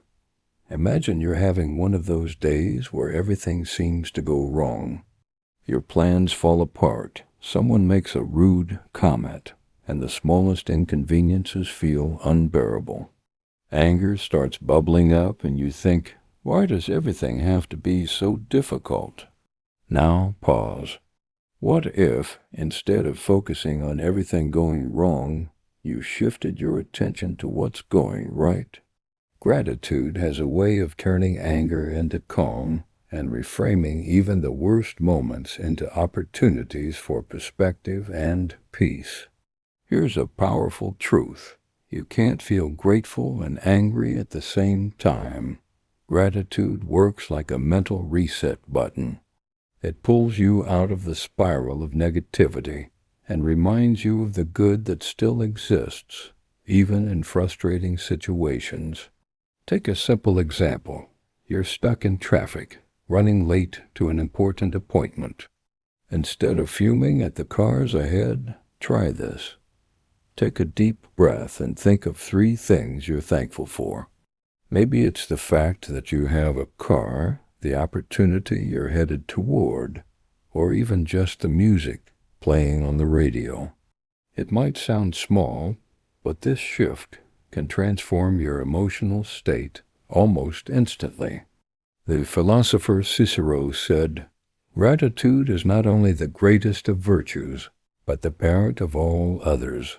Gratitude doesn't just dissolve anger, it builds resilience, fosters patience, and helps you focus on what truly matters. It's a tool you can use anytime, anywhere, to protect your peace. But let's dig into why gratitude is so neurologically powerful. It rewires your brain. Regular gratitude practice actually changes your brain structure. It strengthens neural pathways associated with positive emotions and weakens those associated with negative reactivity. You're literally training your brain to default to appreciation rather than frustration. It shifts your focus. Anger narrows your attention to what's wrong. Gratitude expands your attention to what's right. When you're angry, you see only problems. When you're grateful, you see possibilities. It creates positive biochemistry. Gratitude triggers the release of dopamine and serotonin feel-good neurotransmitters that counteract stress hormones. It's like taking a natural anti-anxiety medication. It provides perspective. Gratitude reminds you that even in difficulty, there's still good. This perspective prevents the all-or-nothing thinking that fuels anger. Here's how to make gratitude a daily habit. Pause and reflect. When anger starts to rise, take a moment to breathe and ask yourself, what's one thing I can be thankful for right now? Even in terrible situations, there's always something. You're alive. You can breathe. You have capacity to feel. Start there if necessary. Keep a gratitude journal. At the end of each day, write down 3 things that went well, no matter how small they seem. This trains your mind to look for the positive. I had a good coffee this morning. My colleague complimented my work. The sunset was beautiful. Use gratitude as a reframe. When faced with a challenge, think about what you can learn or how the situation could be worse. Gratitude often comes from recognizing what you still have. For example, let's say someone criticizes you harshly. Instead of letting anger take over, try reframing. I'm grateful for the chance to learn from this feedback, even if it wasn't delivered kindly. This doesn't excuse the other person's behavior, but it keeps you in control of your emotions. The Buddha reminds us, let us rise up and be thankful, for if we didn't learn a lot today, at least we learned a little, and if we didn't learn a little, at least we didn't get sick. And if we got sick, at least we didn't die, so let us all be thankful. Gratitude shifts your focus from what's lacking to what's present. It's not about denying frustration or anger. It's about choosing to prioritize what uplifts you over what drags you down. Here are specific gratitude practices for different anger triggers. When someone wrongs you, I'm grateful this showed me who they really are, so I can make informed decisions about this relationship going forward. When you make a mistake, I'm grateful for this learning opportunity. Now I know what doesn't work, which brings me closer to what does. When things don't go as planned, I'm grateful for the flexibility to adapt. Maybe this change is redirecting me toward something better. When someone criticizes you, I'm grateful someone cares enough to offer feedback, even if I don't agree with it or the way it was delivered. When you're stuck in traffic, I'm grateful for this. Extra time to think, listen to music, or practice being present. When you're feeling overwhelmed, I'm grateful I have opportunities worth being overwhelmed about. Some people have too little to do, not too much. The next time you feel anger creeping in, pause and ask yourself, what can I be thankful for in this moment? You'll find that gratitude doesn't just dissolve the anger, it replaces it with calm, clarity, and a sense of control. And in those moments, you'll realize that peace isn't something you find, it's something you create. Gratitude is that creation tool. It's how you build peace in the middle of chaos, calm in the face of provocation, and contentment despite circumstances. Make gratitude your automatic response to difficulty, and watch how your entire emotional landscape transforms. You'll still face challenges, but they'll no longer have the power to steal your peace. Reframe criticism as a tool for growth. Imagine this: you've just shared an idea you're proud of, maybe at work, with friends or online, and someone immediately shoots it down with harsh criticism. Your first instinct? Defensiveness, maybe even anger. It's natural to feel this way when your efforts are met with negativity. But what if you could reframe criticism, seeing it not as an attack, but as an opportunity to grow? Criticism, no matter how it's delivered, holds value if you're willing to look for it. It can show you blind spots, challenge your thinking, or push you to improve. When you shift your perspective, criticism stops being a source of frustration and becomes a tool for self-betterment. Here's an example. Imagine you're preparing a presentation and a colleague points out several flaws in your work. You could dismiss them, thinking they're just trying to undermine me, or you could pause and reflect. Is there truth in what they're saying? How can I use this feedback to improve? By choosing the second approach, you turn what might feel like an attack into a stepping stone. A wise thought captures this perfectly. Criticism, like rain, should be gentle enough to nourish growth without destroying roots. This doesn't mean all criticism is valid or worth your attention. Some people criticize out of envy, ignorance, or malice. The key is to filter what you hear, keeping what's constructive and discarding what's not. Here's the deeper truth about criticism. It's information, nothing more, nothing less. It's data about how someone else perceives you, your work, or your ideas. That data might be accurate or inaccurate, helpful or useless, well-intentioned or malicious.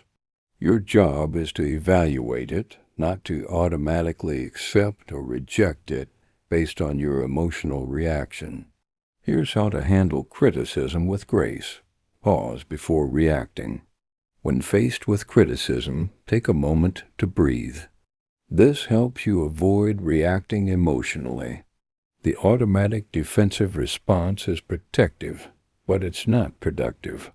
Create space between receiving the criticism and responding to it. Evaluate the source. Consider who's giving the feedback. Do they have your best interests in mind? Is their perspective informed? Not all criticism carries equal weight. Feedback from someone with expertise in the area carries more weight than feedback from someone uninformed. Criticism from someone who's proven they care about you deserves more consideration than criticism from someone with a history of tearing you down. Find the lesson. Even poorly delivered criticism can carry a valuable insight. Ask yourself, what can I learn from this? Strip away the emotional charge and look for the kernel of useful information. Your presentation was terrible isn't helpful. But if you dig deeper, maybe they mean your presentation was hard to follow or your visuals were distracting. Now you have something actionable. Let's take a more personal example. Imagine a family member makes a critical remark about your choices, your career, your lifestyle, your relationship. Instead of arguing or shutting down, you could say, "I hear your concerns. I'll think about what you've said. This response shows maturity and gives you the chance to reflect later without escalating the conflict. You're not accepting their criticism as truth, but you're not dismissing it reflexively either.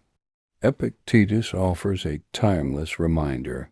If anyone tells you that a certain person speaks ill of you, do not make excuses about what is said of you, but answer, "He does not know my other faults, else he would not have mentioned only these." This Stoic wisdom reminds us not to take criticism too personally. Instead, see it as part of the journey toward self-improvement. Here's a powerful reframe. What if criticism is actually a compliment in disguise? Think about it. People rarely criticize those they view as irrelevant. Criticism often means you're visible. You're making an impact. You're doing something worth noticing. Statues get bird droppings. Blank walls don't. If you're getting criticized, it might mean you're the statue, not the wall. The next time someone critiques you, ask yourself, what can I learn from this feedback? Is this criticism about me, or does it reflect more about them? How can I grow from this moment? Lao Tzu reminds us, knowing others is intelligence. Knowing yourself is true wisdom. Criticism, when approached with the right mindset, is a mirror that helps you understand yourself better. It's not always comfortable, but growth rarely is. By welcoming feedback, even when it stings, you develop resilience, humility, and a stronger sense of self. Here's the practice. For the next week, when you receive criticism, resist the immediate defensive reaction. Just breathe. Thank the person, even if you disagree. Thank you for the feedback. Later, when emotions have settled, evaluate. Is there truth here? What can I use? What should I discard? So the next time criticism comes your way, pause and reframe it. See it not as an obstacle, but as a stepping stone toward becoming your best self. Remember, growth often hides in discomfort, and those who embrace it unlock a level of strength that no criticism can shake. The most successful, most admired people aren't those who never face criticism. They're those who've learned to extract value from it while remaining unshaken by it. They use criticism as a tool, not a weapon. They let it inform them without defining them. That's the power of reframing criticism as a tool for growth. Master the art of letting go. Imagine holding on to a hot coal, determined to throw it at someone who hurt you. But while you're waiting for the right moment, the coal keeps burning your hand. Anger, grudges, and resentment work the same way. They harm you far more than the person who caused your pain. The real strength lies not in holding on, but in letting go. Letting go doesn't mean forgetting or condoning what happened. It means releasing the emotional weight that drags you down, freeing yourself from the control of the past. When you let go, you reclaim your energy, your peace, and your ability to focus on the present. The Buddha puts it beautifully. Holding on to anger is like drinking poison and expecting the other person to die. Think about a time when someone wronged you. Maybe it was a betrayal, an unfair judgment, or an unkind word. How much time did you spend replaying that moment in your mind? How much energy did you waste imagining confrontations or seeking revenge? Letting go is the antidote to this endless cycle. It allows you to move forward instead of staying trapped in the past. Here's an example. Imagine you're at work and a colleague takes credit for your idea. You could spend days stewing over the injustice, letting it affect your mood and productivity. Or you could let it go, recognizing that your worth isn't tied to one moment of recognition. By choosing the latter, you protect your peace and focus on what truly matters, your growth and future opportunities. Lao Tzu offers profound wisdom. When I let go of what I am, I become what I might be. Letting go isn't just about releasing anger or resentment. It's also about letting go of perfectionism, fear of failure, or the need for control. It's about embracing life as it is, with all its unpredictability, and finding freedom in acceptance. But why is letting go so difficult? Because we confuse it with several things it's not. Letting go is not forgetting what happened, saying it was okay, giving the other person a pass, weakness or defeat, immediate or easy. Letting go, ease, releasing your attachment to the pain, choosing your peace over the past, taking back your power, strength and wisdom, a practice, not a one-time event. Here's why we cling to resentment, justice seeking. They wronged me. They should pay, but your resentment doesn't punish them, it punishes you. Identity. This happened to me. It's part of who I am, but you're more than what happened to you. Fear. If I let this go, it might happen again. But clinging to the past doesn't protect your future. Secondary gain. Sometimes resentment gives us something sympathy, a sense of moral superiority, an excuse for our limitations. Letting go means giving up these secondary benefits. Here's how to start practicing the art of letting go. Acknowledge your feelings.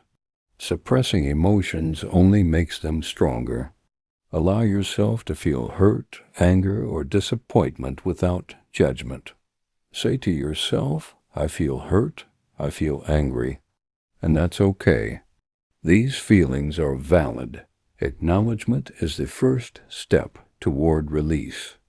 Reframe the situation. Ask yourself, what can I learn from this experience? How can I grow stronger because of it? Maybe this betrayal taught you to trust more wisely. Maybe this rejection redirected you toward better opportunities. Maybe this pain revealed your resilience. Focus on the present. Letting go is a choice you make for yourself, not for the other person. Shift your attention to the here and now where your power lies. Ask, what can I do right now that serves my highest good? Where can I invest my energy that will actually benefit me? Think of letting go like releasing a balloon. The longer you hold on to it, the more it strains your hand. But when you let it float away, you feel lighter and freer. Life becomes less about what happened and more about what's possible. Marcus Aurelius reminds us, do not be disturbed by what is outside your power. Let it go, and you will find peace. This doesn't mean letting people walk over you or ignoring injustice. It means choosing where to direct your energy. By letting go of what you can't change, you create space for what you can, a brighter, calmer, and more fulfilling life. Here's a powerful practice for letting go, the release ritual. Write down what you're holding on to, the grudge, the resentment, the hurt. Write it all out in detail. Then ceremonially destroy that paper. Burn it safely, tear it up, bury it. This physical act of destruction symbolizes your mental act of release. The forgiveness letter. Write a letter to the person who hurt you. You won't send it. Express everything, your pain, your anger, your disappointment. Then write, I'm choosing to let this go, not for you, but for me. I'm taking back my power. This process externalizes the pain and begins the release. The perspective shift. Imagine yourself 5 years from now. Will this situation still matter? Will you even remember the details? This temporal distance helps you release the grip of current pain. So the next time you find yourself clinging to anger or regret, pause and ask yourself, is this worth my peace? What would my life look like if I let this go? The answer will guide you toward emotional freedom, because true strength isn't in holding on, it's in knowing when to release. And when you do, you'll discover that the lighter you feel, the stronger you become. Letting go creates space. Space for new experiences, new relationships, new versions of yourself. It's not about erasing the past, it's about refusing to let the past erase your future. Master the art of letting go, and you master the art of freedom. Conclusion: the path forward. And there you have it, the complete framework for never getting angry or bothered by anyone. These aren't just ideas or philosophical concepts. They're practical, actionable tools you can use every single day to protect your peace, build resilience, and take control of your reactions. Let's recap what we've covered. The 90-second rule. Understanding that anger is a biological response that naturally flushes from your system in 90 seconds unless you keep feeding it with narrative and meaning-making. The button pusher myth. Recognizing that no one can push your buttons without your permission. Those buttons are your unhealed wounds, and people who trigger you are revealing where you need healing. The secondary emotion revelation. Seeing that anger is almost never the primary emotion. It's a protective response to more vulnerable feelings like hurt, fear, or shame. The choice point discovery. Finding the space between trigger and response where your freedom lives. This is where you become the conscious author of your experience rather than a victim of circumstances. The observer's self technique. Learning to watch your emotions like weather patterns instead of being swept away by them. You are not your emotions, you are the awareness experiencing them. The reframe revolution. Viewing difficult people as emotional trainers rather than obstacles. Every challenging person is showing you exactly where you need to grow. Stop expecting people to behave like you. Understanding that others operate from their own values, experiences, and limitations, not yours. Releasing these expectations frees you from constant disappointment. Let go of the need to always be right, choosing peace over being right. Your worth isn't tied to winning arguments or proving your intelligence. Stop letting others' words define your worth. Recognizing that your value is inherent and intrinsic, not determined by others' opinions or judgments. Protect your energy by setting boundaries, understanding that boundaries aren't selfish, they're necessary. They're how you protect your peace while maintaining healthy relationships. The power of silence. Using strategic silence as your response to provocation. Silence is not weakness, it's wisdom, strength, and often the most powerful choice. Practice gratitude to dissolve anger, shifting your focus from what's wrong to what's right. Gratitude is a neurological reset button that transforms your emotional state. Reframe criticism as a tool for growth, viewing feedback as information rather than attack.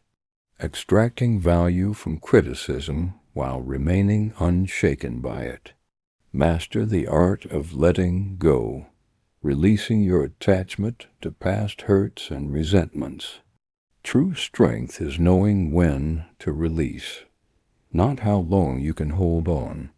Remember, the goal isn't to suppress your feelings or become indifferent. It's to respond to life's challenges with clarity and strength. Emotional mastery isn't about what happens to you, it's about how you choose to react. The power to stay calm, centered, and free lies entirely in your hands. As you move forward, take these lessons with you. Practice pausing before you react. Set boundaries that protect your energy. Let go of the things and people you can't control. Each time you choose peace over anger, you take one step closer to living the unshakable life you deserve. This is not a destination, it's a practice. You won't master all of this overnight. You'll have days when someone's words cut deep, when a situation triggers old wounds, when you react instead of respond. That's okay, that's human, that's part of the process. The difference is that now you have the tools. Now you understand the mechanism. Now you know that you have a choice. And each time you choose consciousness over reactivity, you strengthen that neural pathway. You make it easier next time. You become more naturally calm, more genuinely unbothered, more authentically free. If you found value in these lessons, share them with someone who might need a little extra calm in their life. And remember, emotional freedom isn't a destination, it's a practice. So keep showing up for yourself, stay mindful, keep growing stronger every day. Thank you for taking this journey. Remember, emotional mastery is available to you, right now, in this moment. With whatever you're carrying, whatever you're feeling, whatever you're facing. The work begins now. The transformation starts now. The journey to becoming unbothered begins with this single moment of choosing awareness over reaction. So here's my question for you. Are you ready? Are you ready to stop being controlled by others' words and actions? Are you ready to face your triggers with consciousness instead of reactivity? Are you ready to become emotionally untouchable? Because if you are, everything changes from this moment forward.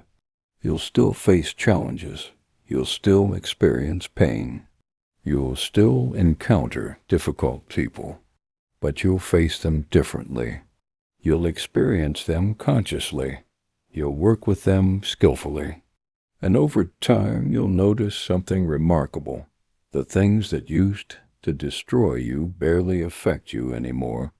The people who used to have power over you lose that power. The situations that used to send you spiraling become just another moment in life. Not because you become cold or numb, but because you become whole, conscious, and masterful. And from that place of mastery, you can finally live the life you were meant to live. Not reacting, not performing, not protecting, just being fully, authentically, powerfully. This is what's possible. This is what's waiting for you. This is what emotional freedom really means. And it starts with a choice, your choice, right now. Choose awareness. Choose integration. Choose peace. Choose yourself. The journey continues, and you now have the map. Until next time, take care and stay unbothered. Epilogue. The daily practice. Now that you understand the principles, let's talk about implementation. Because knowledge without practice is just entertainment. The real transformation happens when you take these concepts and weave them into the fabric of your daily life. Here's your daily emotional mastery practice. Morning ritual, 5 minutes.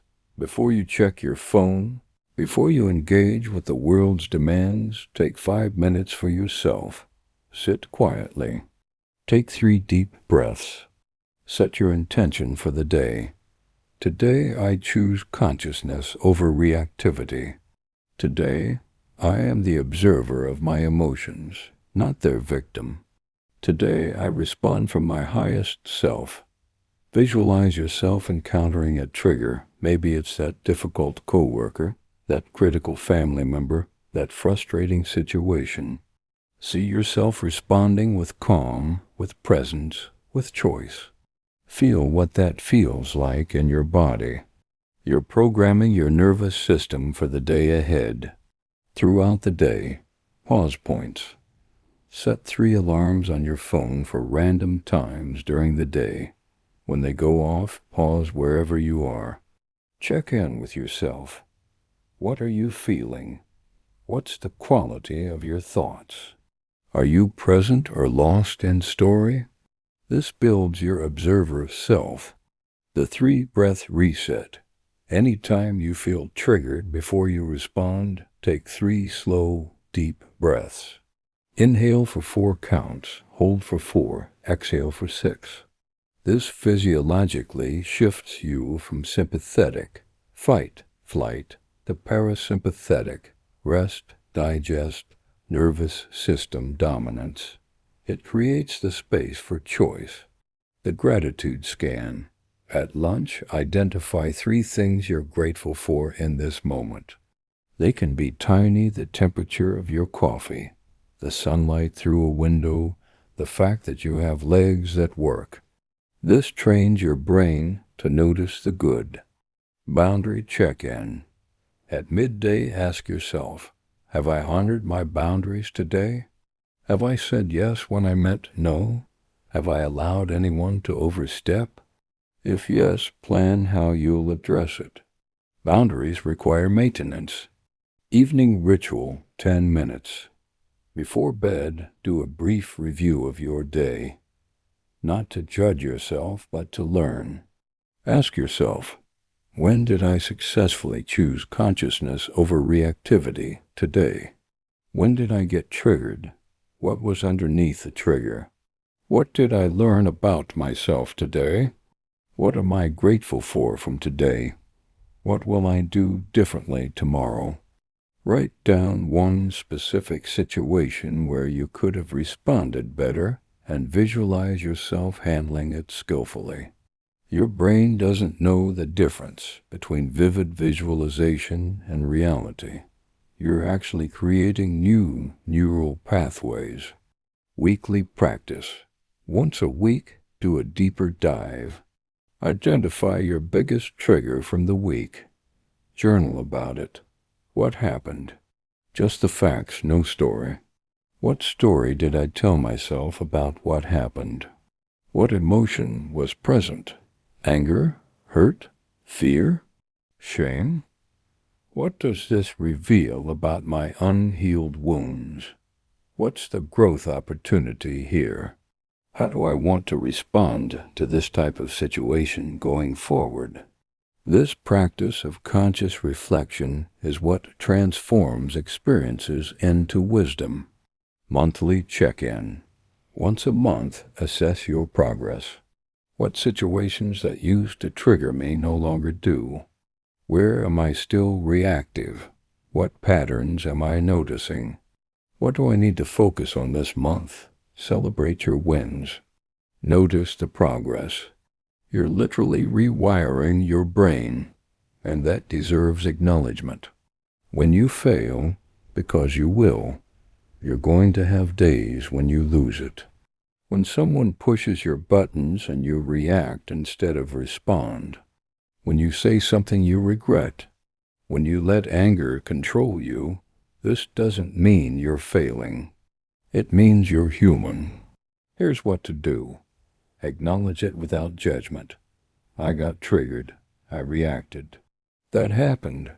Get curious. What was going on that made me vulnerable to that trigger? Make amends if necessary. I'm sorry I reacted that way. That wasn't how I want to show up. Learn. What will I do differently next time? Let it go. That was then. This is now. I choose differently going forward. Self-compassion is part of the practice. You're not trying to become perfect. You're trying to become conscious. Support systems. Don't do this alone.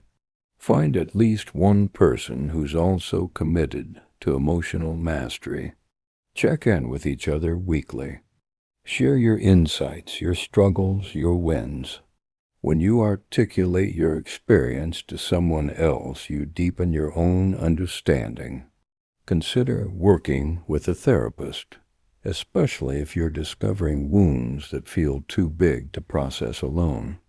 There's tremendous courage in asking for help. It's not weakness, it's wisdom. Join communities, online or in person, focused on consciousness, emotional intelligence, personal growth. Surround yourself with people who are also doing this work. Their energy will support yours. Recommended practices to deepen the work: meditation. Even 5 minutes daily builds your observer self and your ability to be with difficult emotions without being overtaken by them. Start with guided meditations if you're new to the practice. Journaling. Writing externalizes your thoughts and emotions, making them easier to work with. It also creates a record of your growth, which you can look back on for encouragement. Somatic practices, yoga, tai chi, qigong, or even just mindful movement. Remember, emotions live in your body. These practices help you become more embodied and release stored emotional energy. Breathwork, specific breathing techniques can shift your emotional state rapidly. Research techniques like box breathing, 4-7-8 breath, or holotropic breathwork. Nature time. Regular time in nature naturally regulates your nervous system. Even 20 minutes in a park can reduce cortisol and increase well-being. Creative expression. Art, music, dance, writing, creative practices give your emotions an outlet. They help you process what words alone can't capture. The long game. This is not a quick fix. You're not going to read this book and suddenly be immune to anger or bothered feelings. This is a practice that deepens over time. You're building new neural pathways, healing old wounds, integrating rejected parts of yourself. This takes time, but here's what you can expect. In the first month, you'll start catching yourself more quickly when you're reactive.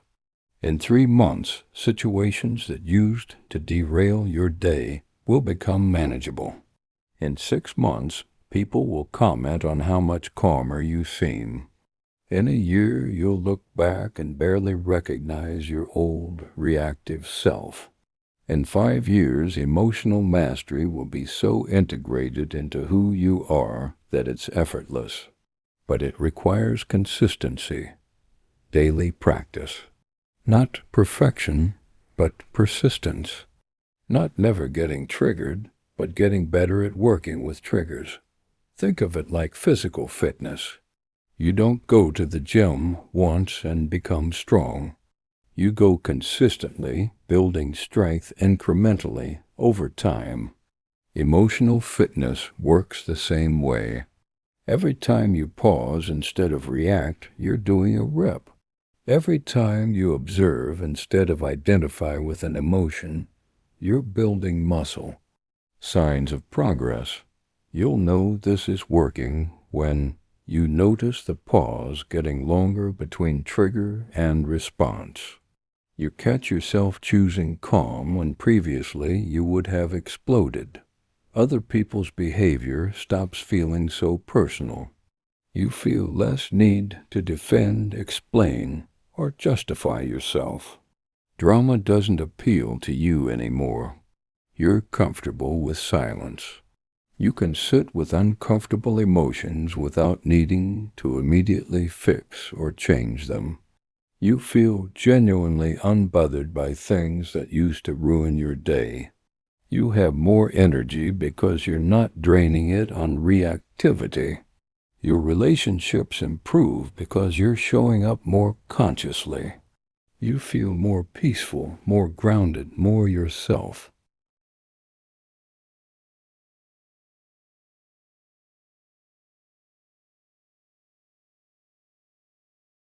the bigger picture. This work you're doing, it's not just for you. When you heal yourself, you heal your relationships.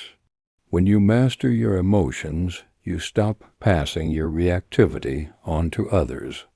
When you become conscious, you raise the consciousness around you. Think about it. Reactive people create reactive people. Triggered parents create triggered children. Unconscious leaders create unconscious teams. Drama attracts drama. But the opposite is also true. Conscious people inspire consciousness. Emotionally mature people help others mature. Your peace gives others permission to find their peace. Every time you choose response over reaction, you're not just changing yourself. You're changing the quality of energy you bring to every interaction. You're breaking generational patterns. You're modeling a different way of being.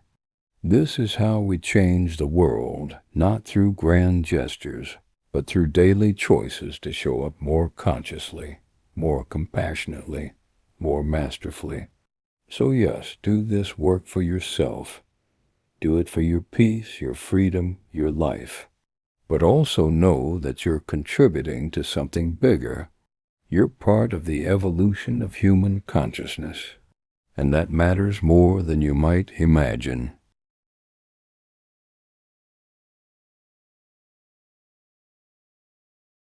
The invitation. This book is not the end, it's the beginning. You now have the map, but you have to walk the path. No one can do this for you. No one can give you emotional mastery. You have to claim it, practice it, embody it. And it won't always be easy. There will be days when you don't want to practice, when you want to just react, when consciousness feels like too much work. That's okay. That's part of the process.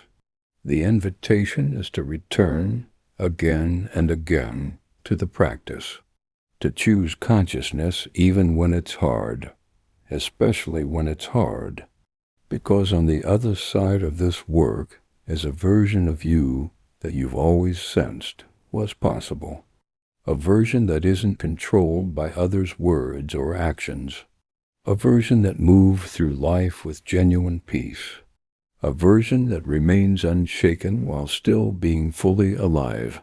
That version is waiting for you, not in some distant future, but right here, right now, in your willingness to choose differently in this moment. So take what resonates from this book. Leave what doesn't. Make it your own. Adapt it to your life, your personality, your circumstances. There's no one right way to practice emotional mastery. There's only your way. And remember, you're not trying to become someone else.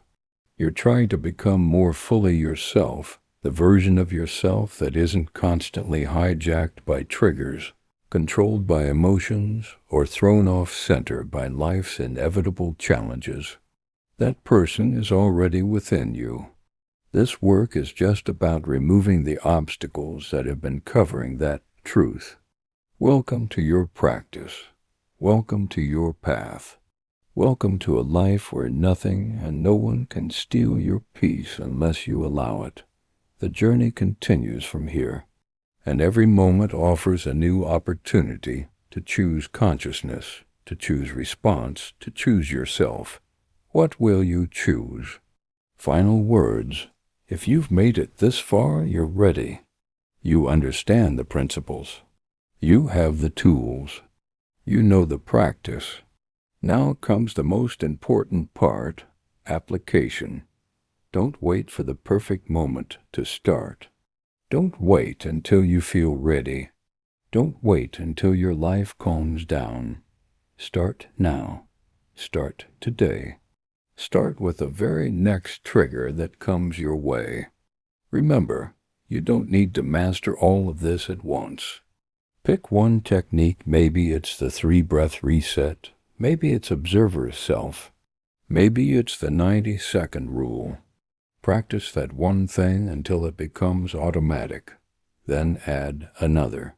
Small, consistent steps create massive transformation over time. And know this, you're not alone in this journey. Every person who's committed to consciousness, to growth, to emotional mastery, we're all walking this path together. Some ahead of you, some behind, some right alongside. We're all learning, all growing, all becoming. So be patient with yourself. Be compassionate with yourself. Be committed to yourself. You deserve the peace that comes from no longer being controlled by your emotions. You deserve the freedom that comes from conscious choice. You deserve to live unbothered by the chaos around you. And you have everything you need to make that your reality. Thank you for taking this journey. Thank you for your willingness to look inward, to face what's uncomfortable, to choose growth. The world needs more people like you, people willing to do the inner work, to break the cycle of reactivity, to model a more conscious way of being. May you find peace in every moment. May you choose consciousness in every interaction.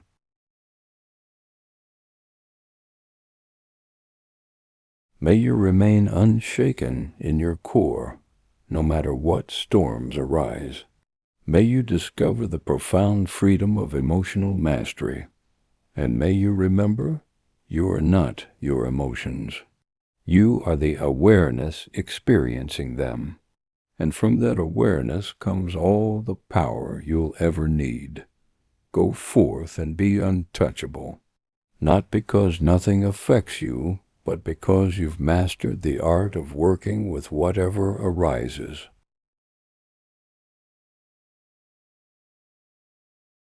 The journey is yours. The power is yours. The peace is yours. Claim it.